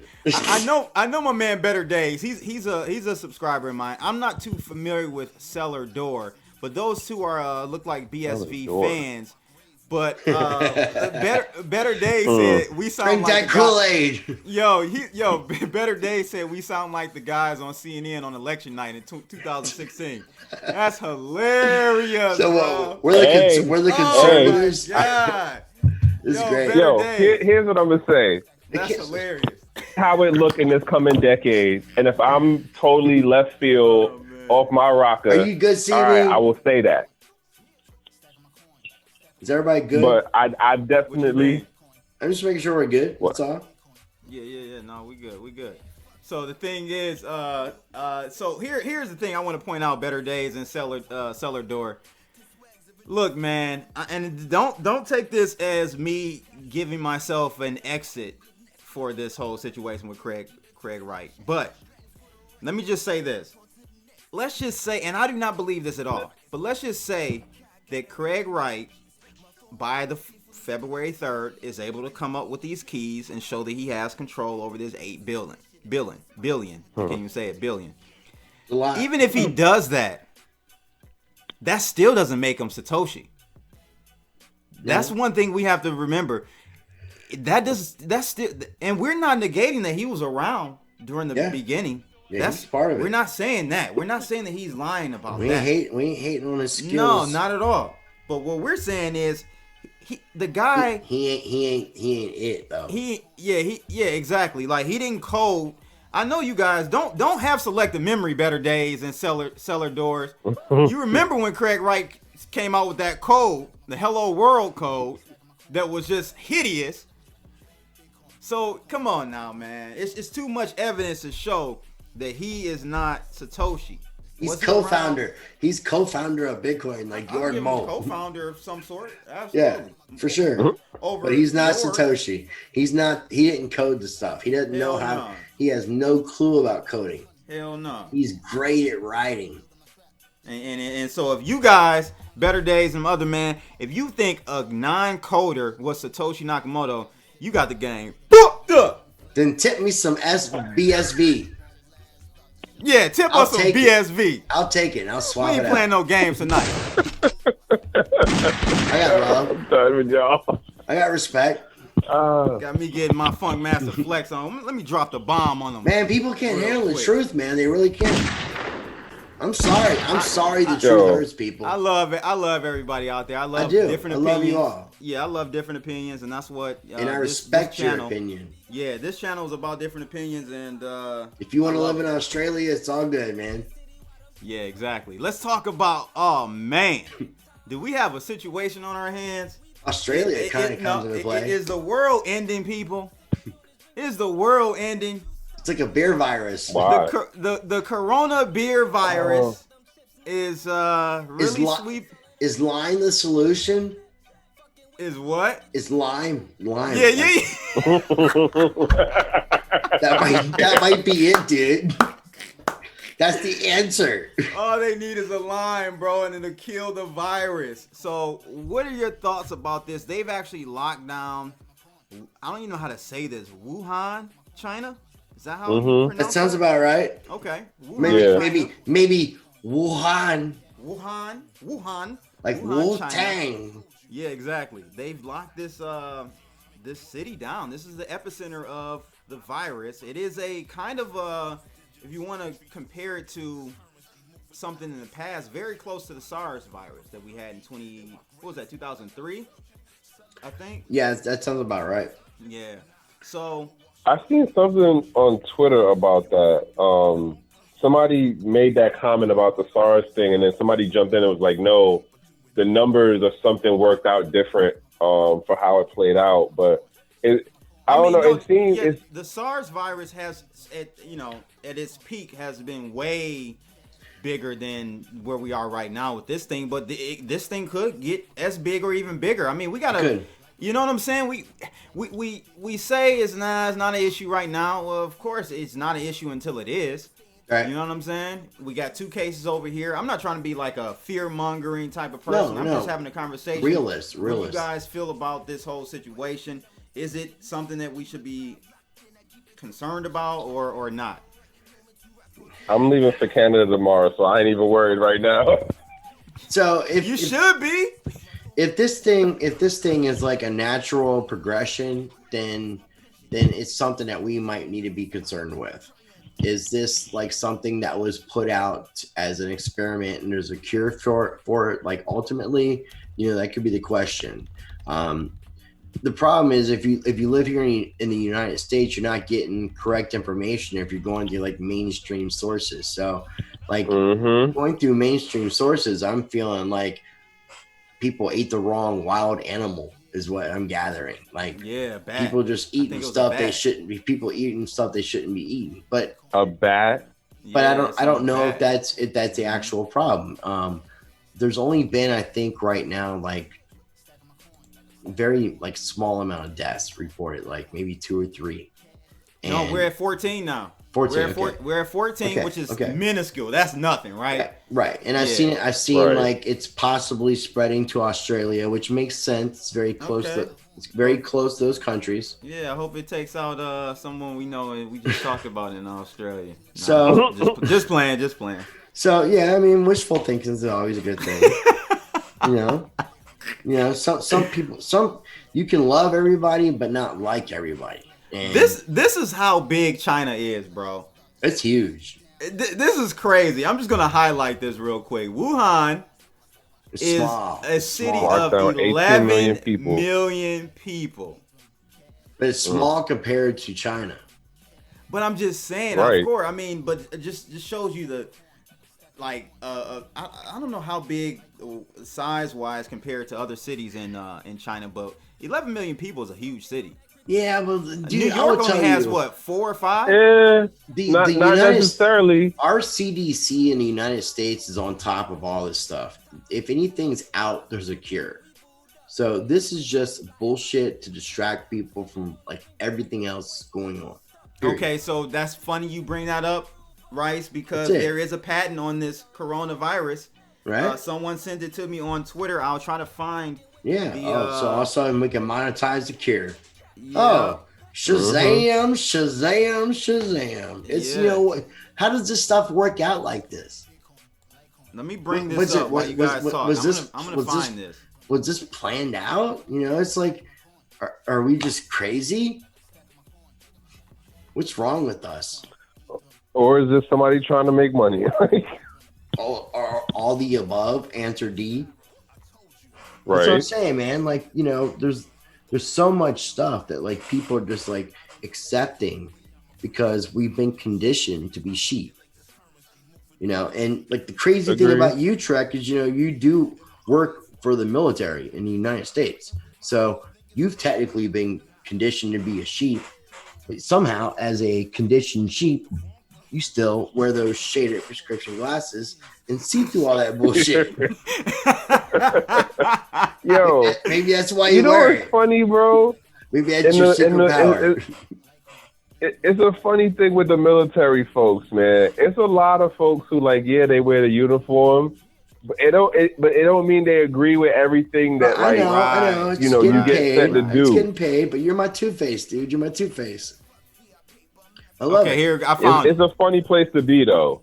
I respect it. I found it. Okay, so check this out, people. I got it on the screen. The patents office. I don't know. This is not the official patents office, but this is some talk site to your doctor. Get that antivirus, people. So it looks Go buy like your the bread and your milk. Coronavirus. I'm trying to find here. I'll drop a link in the chat room. You know what it actually is?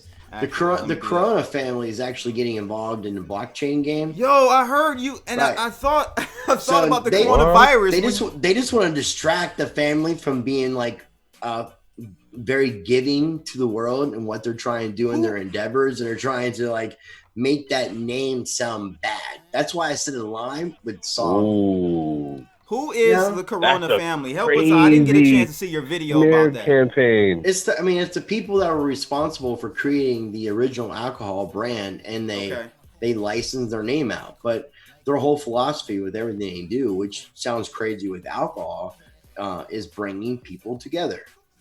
And they're talking about introducing a Corona coin, and through that coin, you play with.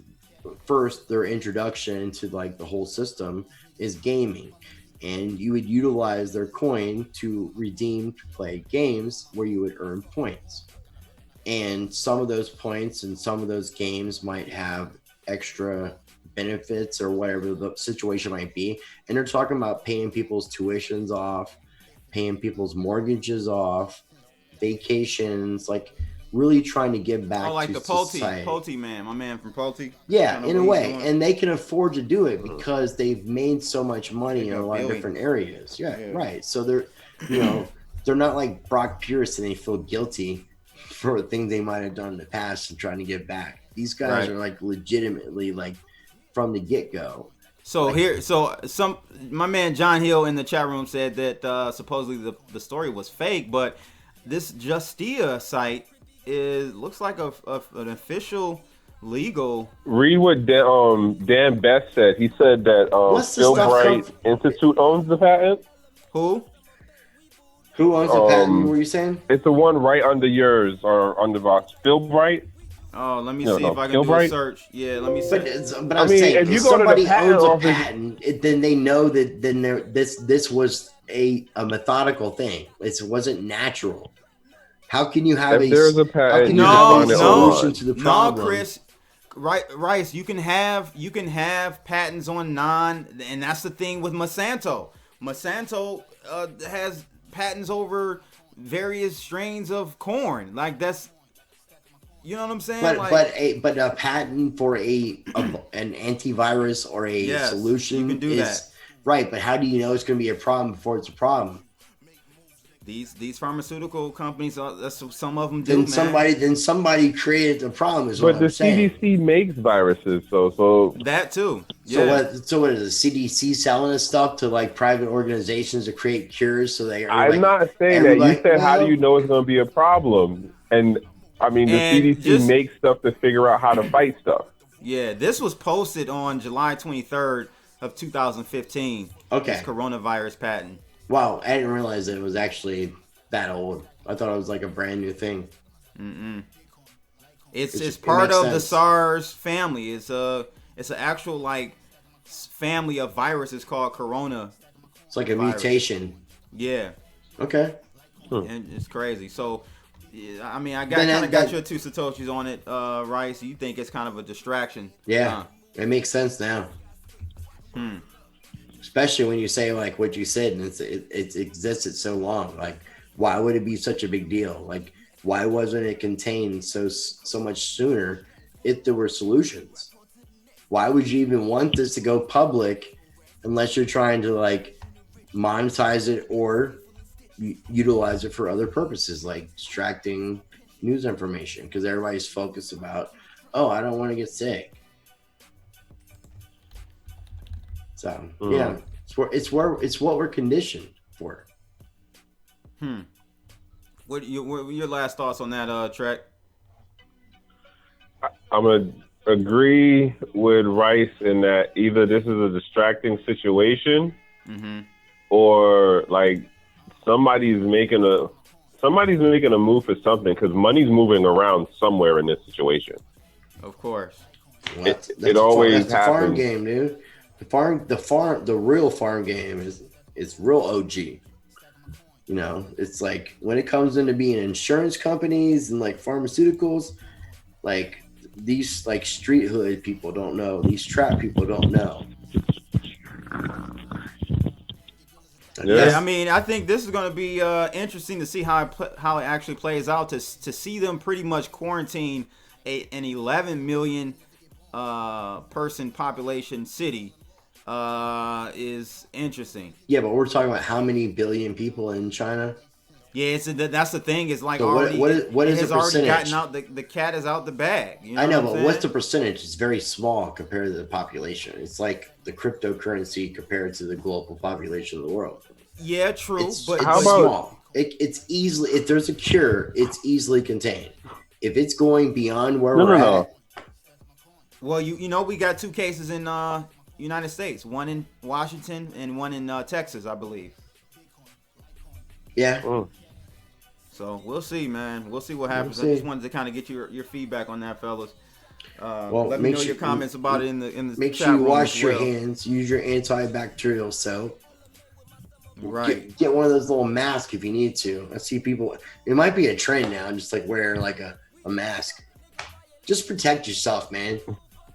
Yeah, I need to have me a crypto blood mask made. Let's do it. Walk Let's around let's merchandise this stuff. Hell yeah, let's monopolize or capitalize. I should We're say gonna capitalize on we're this. gonna be like Crypto Face, man, Exactly.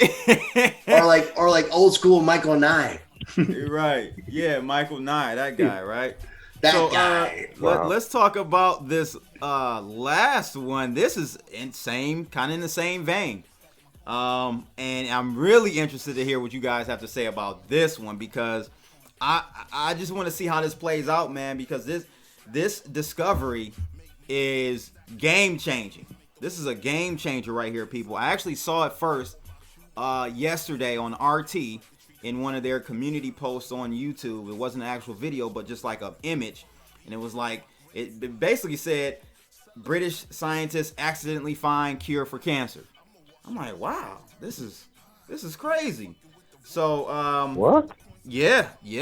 So this is out of Zero Hedge, but I actually read the article somewhere else before even seeing it on Zero Hedge. But essentially, let me drop a link to this to the people in the chat room so they can check this out too. I feel like this is like disclosure stuff, man. Like they've had this cure for a long time. Maybe, yeah, And because like, they've had to. I'm not a right? conspiracy theorist at all. Like I'm really a realist. I promise you. I Yeah, really me do. too. Okay. Yeah. So I'm older. I grew up when AIDS became a big thing. I And remember look, when. it's now a cure for it. Basically. Well, I want to use Magic Johnson. Change your diet. Magic Johnson, aka Magic. Okay, who got the HIV virus, and look at him. Yeah. Look at him. Well, there's Magic is in a whole different category. Yeah. No, it's money. Money talks. So there's always these cures. Now there's disclosure. Now they're giving disclosure. There's a cure for cancer because they've monetized this stuff enough, man. They screwed people out enough money from enough years for that sure the government, with the AIDS virus. yeah, Yep. they're for saying sure with the AIDS. Well, even with cancer, man, they've drunk this cancer thing out too long. Yeah. Agreed. This is the same thing. This is disclosure. This is a way of letting you know, oh, we got a cure. But no, we've had it all along. And now we're letting you know it's available to you. It's interesting that you say that they've had it all along because this article and the one I also read basically was saying like they've been doing this on patients. It didn't disclose how long, but we magically or accidentally found a cure for cancer. Right. It makes it sound like they just did this yesterday, like it happened yesterday. But no, yeah. I mean, if we look at this, it says basically the Cardiff University that were in the midst of analyzing blood from a bank accidentally stumbled into an entirely new type of T cell, according to the Daily Wire. The new cells carries a never before seen type of receptor that acts like a grappling hook, latching on to most human cancers. The prior therapies called CAR-T and CTRT, which use immune cells to attach the HLA molecules on cancer cells. We sound like we're on Gaia Network, dude. Man, we on some Alex Jones. Let me get my deep, raspy voice on. Now, let me tell you something, fellas. I think the Illuminati, the Trilateral Commission, we gotta have supplements to sell. We gotta have supplements to sell. Yeah, I gotta say, you guys can go over to my YouTube channel and got some supplements, or you can buy them over there. That's where we're at, man. We're sucking a tit. We're sucking a tit. I love sucking tits. So I must admit. I know. I told my man, the tech geek in the chat room. I was like, Rice I ain't cannot gonna lie. I ain't gonna lie. Oh, we rhyme. Hey, that was synchronicity. Like I'll latch on. We're on delay. We rhyme, man. We rhyme on together. So, what do you guys think? Like, if this is the real deal, because it says here, and let me just find it. I'm gonna bring it back on the screen. But dude, it essentially says that they have eliminated cancers in a variety of types of cancers, from lung cancer to breast cancer, blood cancer, colon cancer, bone cancer, prostate, ovarian, kidney, and cervical cancer, man. Wear your this is big disclosure, man. Wear your glasses for this stuff, man. Woo-wee. Like for real. Like I want to tell you, like I discovered in the past, and I had some friends who had cancer, some that died, some that survived, and I've learned long ago, like probably over 20 years ago, that eating shark meat while you have cancer is actually very beneficial for you, because sharks are the only mammals that do not actually are the only creatures. I'm not sure they're actually mammals, but they don't get cancer. So there's actually a benefit. Heard of a lot. Yeah, I've heard of a lot. So of if we've heard of like Nikola Tesla. We've got free energy. This is available. Okay, but there's too much of a monopoly for all these power companies to charge power bills to the masses for us to have this free energy available. Okay, so and this really keeps the poor man down. It keeps the ghetto in the ghetto. It keeps the white trailer trash in the white trailers.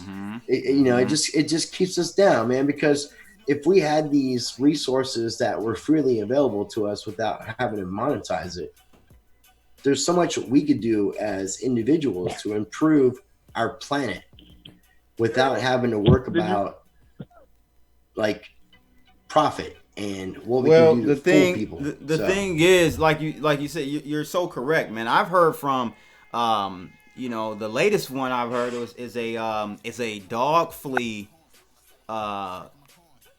tablet or pill that cures cancer, and it's like formimidazole or something. I forgot the name. Don't hold me to it. But, I mean, it's there, dude. Don't forget the Staby solution. Just change your diet. Staby solution. Ask Charlie Lee to ask the UN about Agenda 21, and there we'll go. Let's tweet that bullshit. They're all connected. Shout out to LTC. What's up with Charlie Lee, LTC, and that? What is it? What is up with that? What is up with the ex? Whatever happened with that? But I didn't hear anything happen with it. Yeah, what is up with the ex Google employee? What do you think? Let's pause on that, dude. What do you mean? The ex Google employee. What is the largest search engine in the world? What is the second largest? Who has the most control of our social media? The ABC Corporation. That's Charlie's boss. So hold on. Let me understand this. Let me make sure I wrap my head around this, because you vibing over there. I see you got some licky in you. He got his smoke going on, people. Yeah, we're on fire. We're on fire, dude. So you think Charlie Lee is he's Bilderberg? You think he's Illuminati? No, actually, watch the Bitcoin and Friends cartoon. Have you watched this? Yeah, I've seen that. Have you watched all 4 episodes? No. Okay, have you watched all 3 up until the new one? No. So episode 3, they introduced the Charlie Lee character, I believe, and Litecoin. Okay, so when they introduced Charlie Lee, are you familiar with this movie Men in Black? Yeah, of course. Do you remember when the alien stuff came down from space on the farmer's land? Yeah. And the farmer became sort of like possessed by aliens, and he's like, "Oh, sugar water." That was the roach creature one, yeah. Right. Yeah, when the knees snap backwards. Well, so that's Charlie Lee in the Bitcoin and Friends cartoon. For real. And in episode 3, at the very end, they introduced Litecoin. And Charlie Lee is, of course, controlled by these aliens who are trying to distract humanity against decentralization and like forking the code of Bitcoin in multiple ways. So they introduced Litecoin as the first one. And we talked about Litecoin. But Cellar says you're talking about Eric Voorhees as far as getting fired from Google for whistleblowing. Is that who you're talking about? No, not whistleblowing, but Charlie Lee worked for Google. Oh, Charlie Lee did. Yes, and then thought he he- started. okay. Then he started. Charlie Then Lee he worked for Coinbase. Google. Then he started working for Coinbase. But now Yeah.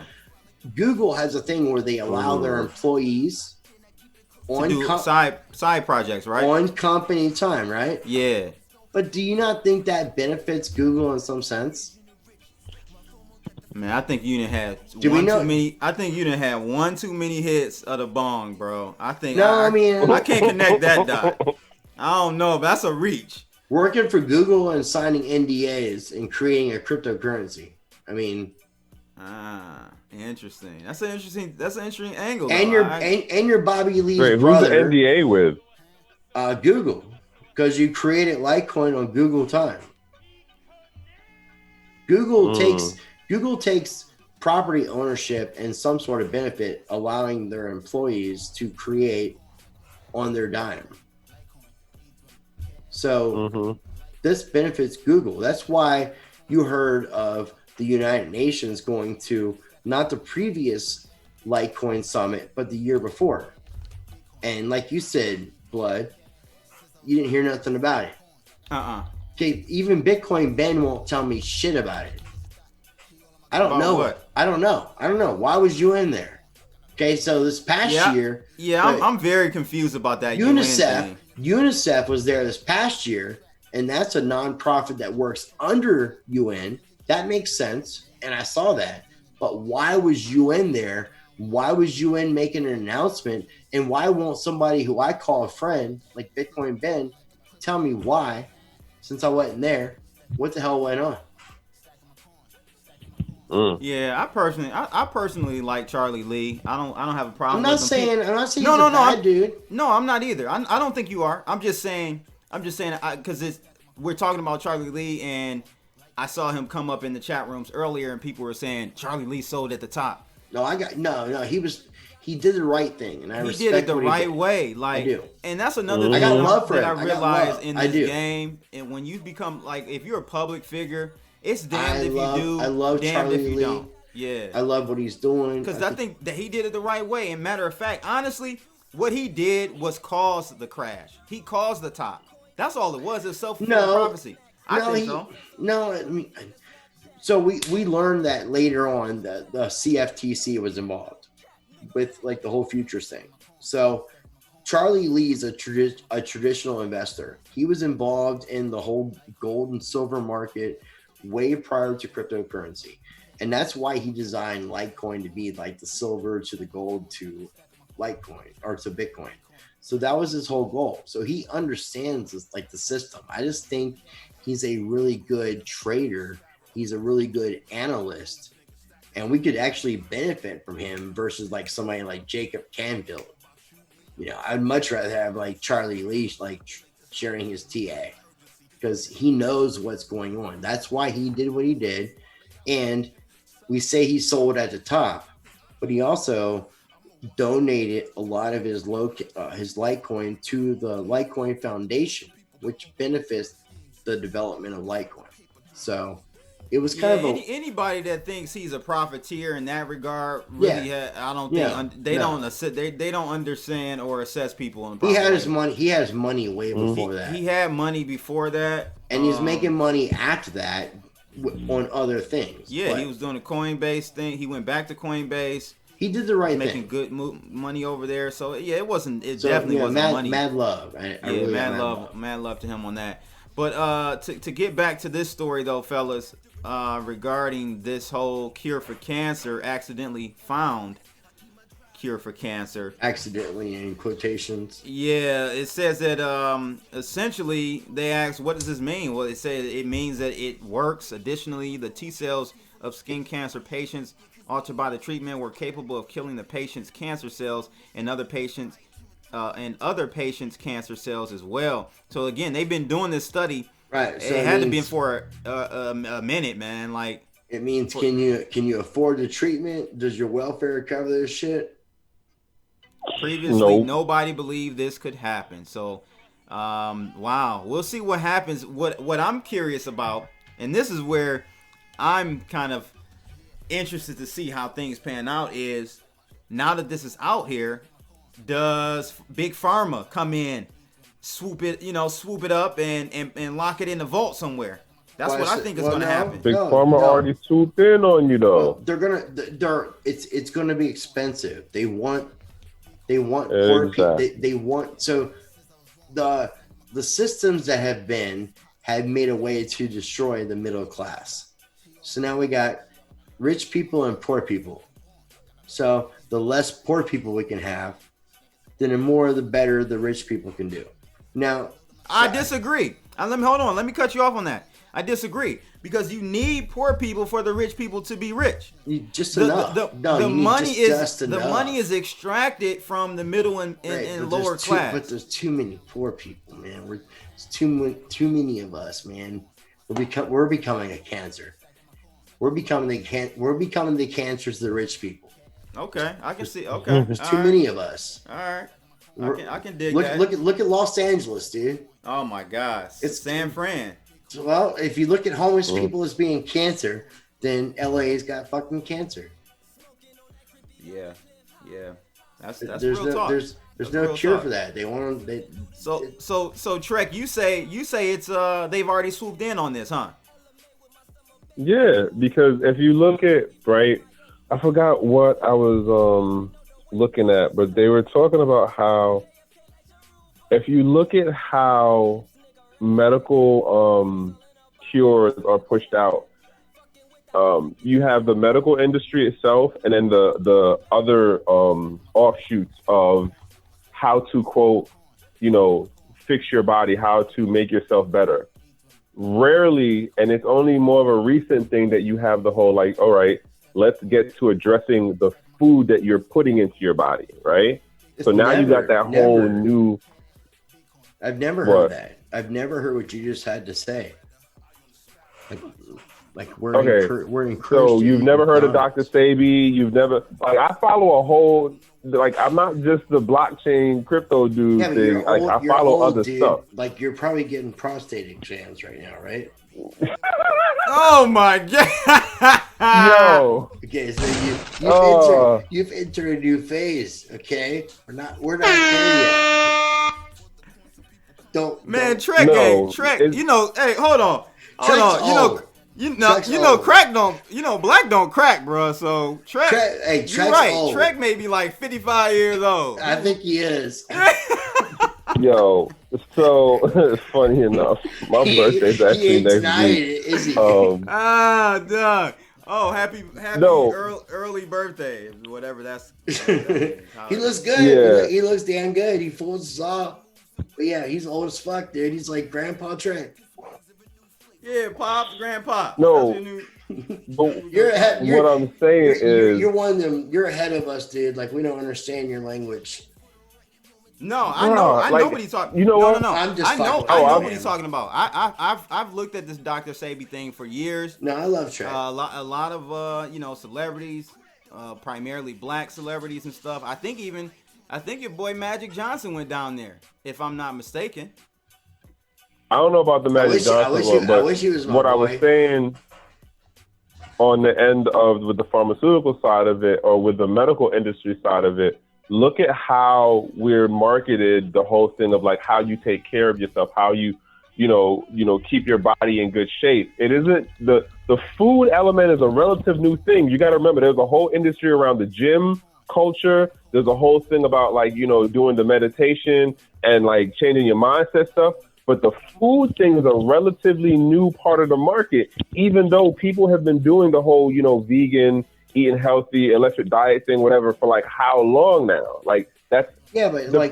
People practicing it at its core is not a new thing. The business marketing industry of it is the new part of it, but they're still giving you the BS stuff like Beyond Burgers and what's the other one? But for real, dude, what people who are on government assistance can afford to be vegan or eat healthy? Yeah. Oh no, I totally agree with you, bro. Yeah, totally. That's the other part of it, dude. That's the fucking problem, man. It don't matter. It don't matter about whoever can afford to eating eat better. healthy food. Cool, you can afford to eat better. Cool. Well, what about everybody else? Fuck you, man. Yeah. That's kind of my mentality, man. Skip you, Trek. I love you, Trek. I love you, but man, I'm not saying fuck you, Trek. I'm saying to the people, like, oh, I'm glad you can go to Trader Joe's. Nice. I gotta go to Walmart and buy like dehydrated like potatoes. Right. I gotta eat ramen noodles, man. So you can afford seaweed chips. Like, oh, like, fuck you nicely. Like, yo, you know what's funny though? I'm gonna throw this one out there, and I don't know how it looks in like the Carolinas and stuff, but I can say what I've noted for it's real everywhere you go, man. DC to New York. Dude, you struggle, Whole man. Foods? How many jobs do you fucking work, Trek?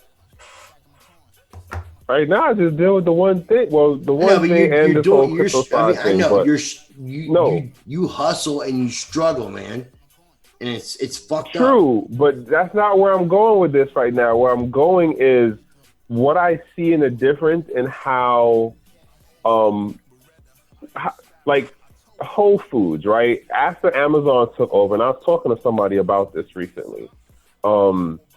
It changed the game in regards to the type of customers that I see going to Amazon. I mean, in the Whole Foods now compared to Whole Foods like 5 years ago. It's more obtainable now. It's more feasible for regular people to go in there. They Amazon announced price drops for Whole Foods. Well, it's not Walmart. No. Right. No. It's not. But the point being, ultimately, dude, it doesn't serve the people it needs to serve. No. That's my problem with all this stuff, dude. You can cater to whatever you want to cater to. You can reduce your price level. It doesn't matter. When you have like the starving people, when you have the population of homelessness that we have, you have that 1% of richness and all these people suffering, dude. That's my problem. And that's ultimately when it comes down to this whole conversation, that's where I stand. No, I feel you. I'm with you. I mean, I love you guys. I get it. It's just, like, I'm definitely I'm just saying I'm noticing there's a certain level of shift, and this goes back into that whole thing you're noticing people bow down to make more profits. Is what you're noticing. We're gonna reduce our profits so we can like make more money. That's all it comes down to. You're wording it wrong, but yes, that is the point of it. You're wording it wrong, but yes, that is the point. Yeah. Well, I mean, if you're a smart business, you're working towards doing some betterment of your area. Timberland, okay, great fucking company. They do a lot to give back to their community, to their employees. They give a lot back to people. They're not completely profit driven. So when you can like equate the whole board stuff, shares, and profit, and people can make enough money to survive. But there's so many people that make money, and like the old paradigm is save your money and live this shitty life. Okay, well, why not live a better life and try to give back and make life and the world better for not only yourself and other people, but future generations? And that's where we need to be at. And that's where I see like blockchain and crypto come in and play overall. Not to like make it all deep and like break it down, but that would be the overall where I stand. No, I hear that. Well, man, excellent conversation. Two of my favorite in the crypto and really beyond crypto. Rice Crypto and my man Trek. This is some deep shit, man. Hell yeah, that's how we do on here on the Crypto Blood channel. Rice, where can people find you, man? Rice Crypto, man. I'm on YouTube and pretty much most everywhere else. If you want to reach me on Telegram, it's a capital R, but everywhere else just regular old at Rice Crypto. So check me out, check out my YouTube channel, and definitely follow me on Library. And I will be announcing my Patreon channel I'm going to be doing very soon. So definitely check that out. Nice. What about you, Trizek? You can find me on the Twitter at Smart Trekking. That's 2 T's and it's ending with an EN. You can find me on IG at Trekking Cryptos. Again, that's an EN, not ING. You can find me on LinkedIn at Trek. That's 2 Ks. What else? Oh, it's like Star Trek though, because I had to get corrected on with that. 2 Ks, yeah. Because I would call you, because you would call me out for calling you Track. Yeah. But I wasn't trying to call you in the track. next couple of months, like, you're gonna be able to ask. You're gonna be able to ask Alexa about me. Like, Alexa, who's Tracker 2K? Bam, it's gonna tell you. But and then next week I'm gonna be in Hamilton at the Block Tech Connect doing a presentation and moderating a panel. What is it called? Is blockchain still a thing? Nice. So yeah, nice. If you're in Canada, come through. Man, you've been doing that Canadian thing, man. I'm proud of you with that. Yeah, E. They won't allow me there. I gotta say the Canucks to the north. I got my roots hat on right now, dog. You're close, CB, man. You should go. Yeah, I may have to you should jump check it up out. I will introduce you to my friend Kyle Kemper. Okay. And his brother. I told Ken to bring it, connect me up to him because I want to try to catch up with him while I'm there. CB, this dude Kyle Kemper is my friend, and he's Justin Trudeau's brother. Wow. Yeah. He activated. Yo, and then Kyle. No, hold on. Kyle's hard on the crypto, bro. I talk about Ken Bozak. Kyle Kemper activated Ken Bozak as we know it. And trekking back to I can believe that. No, I mean Kyle takes very pride. This is a prideful thing for him. Like the pajama pants, crypto hippie, Ken Bozak that we know. Yeah, that's Kyle Kemper. And that's Justin Trudeau's brother. And he's got a company called Swiss Key. So shout out to Swiss Key. And good people, dude. And like he's so humble. So humble.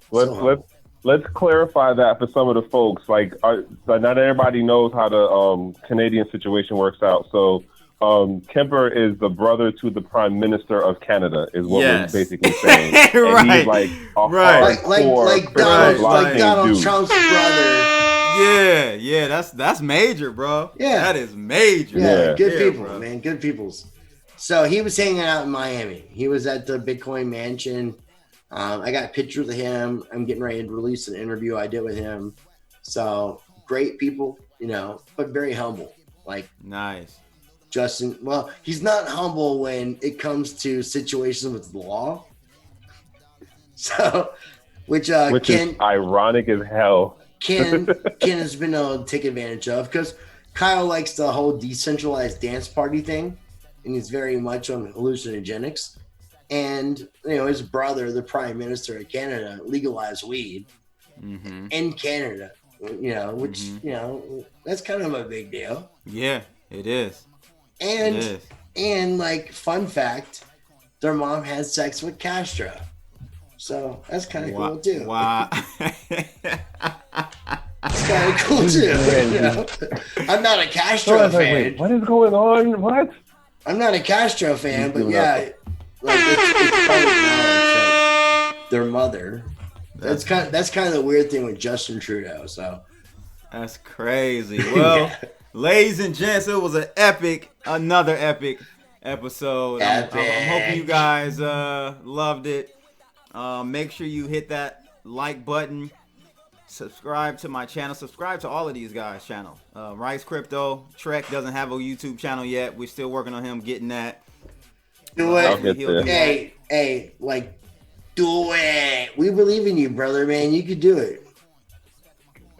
Support us on LinkedIn. Oh yeah, I'll get on LinkedIn. And we'll support you on YouTube. I ain't getting on LinkedIn. Bro. Yeah, he's trending. He's trending now. Well, there you have it, people. Again, another episode 25, and it's your boy Crypto Blood, and we're out of here, people. Holla.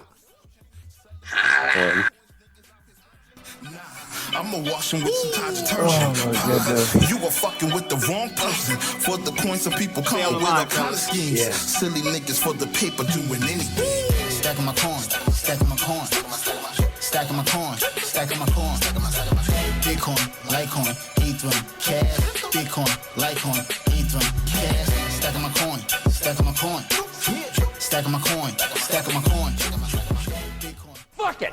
Do it live! I'll write it and we'll do it live! Okay. Ready? Fucking thing sucks! We'll do it live. Okay.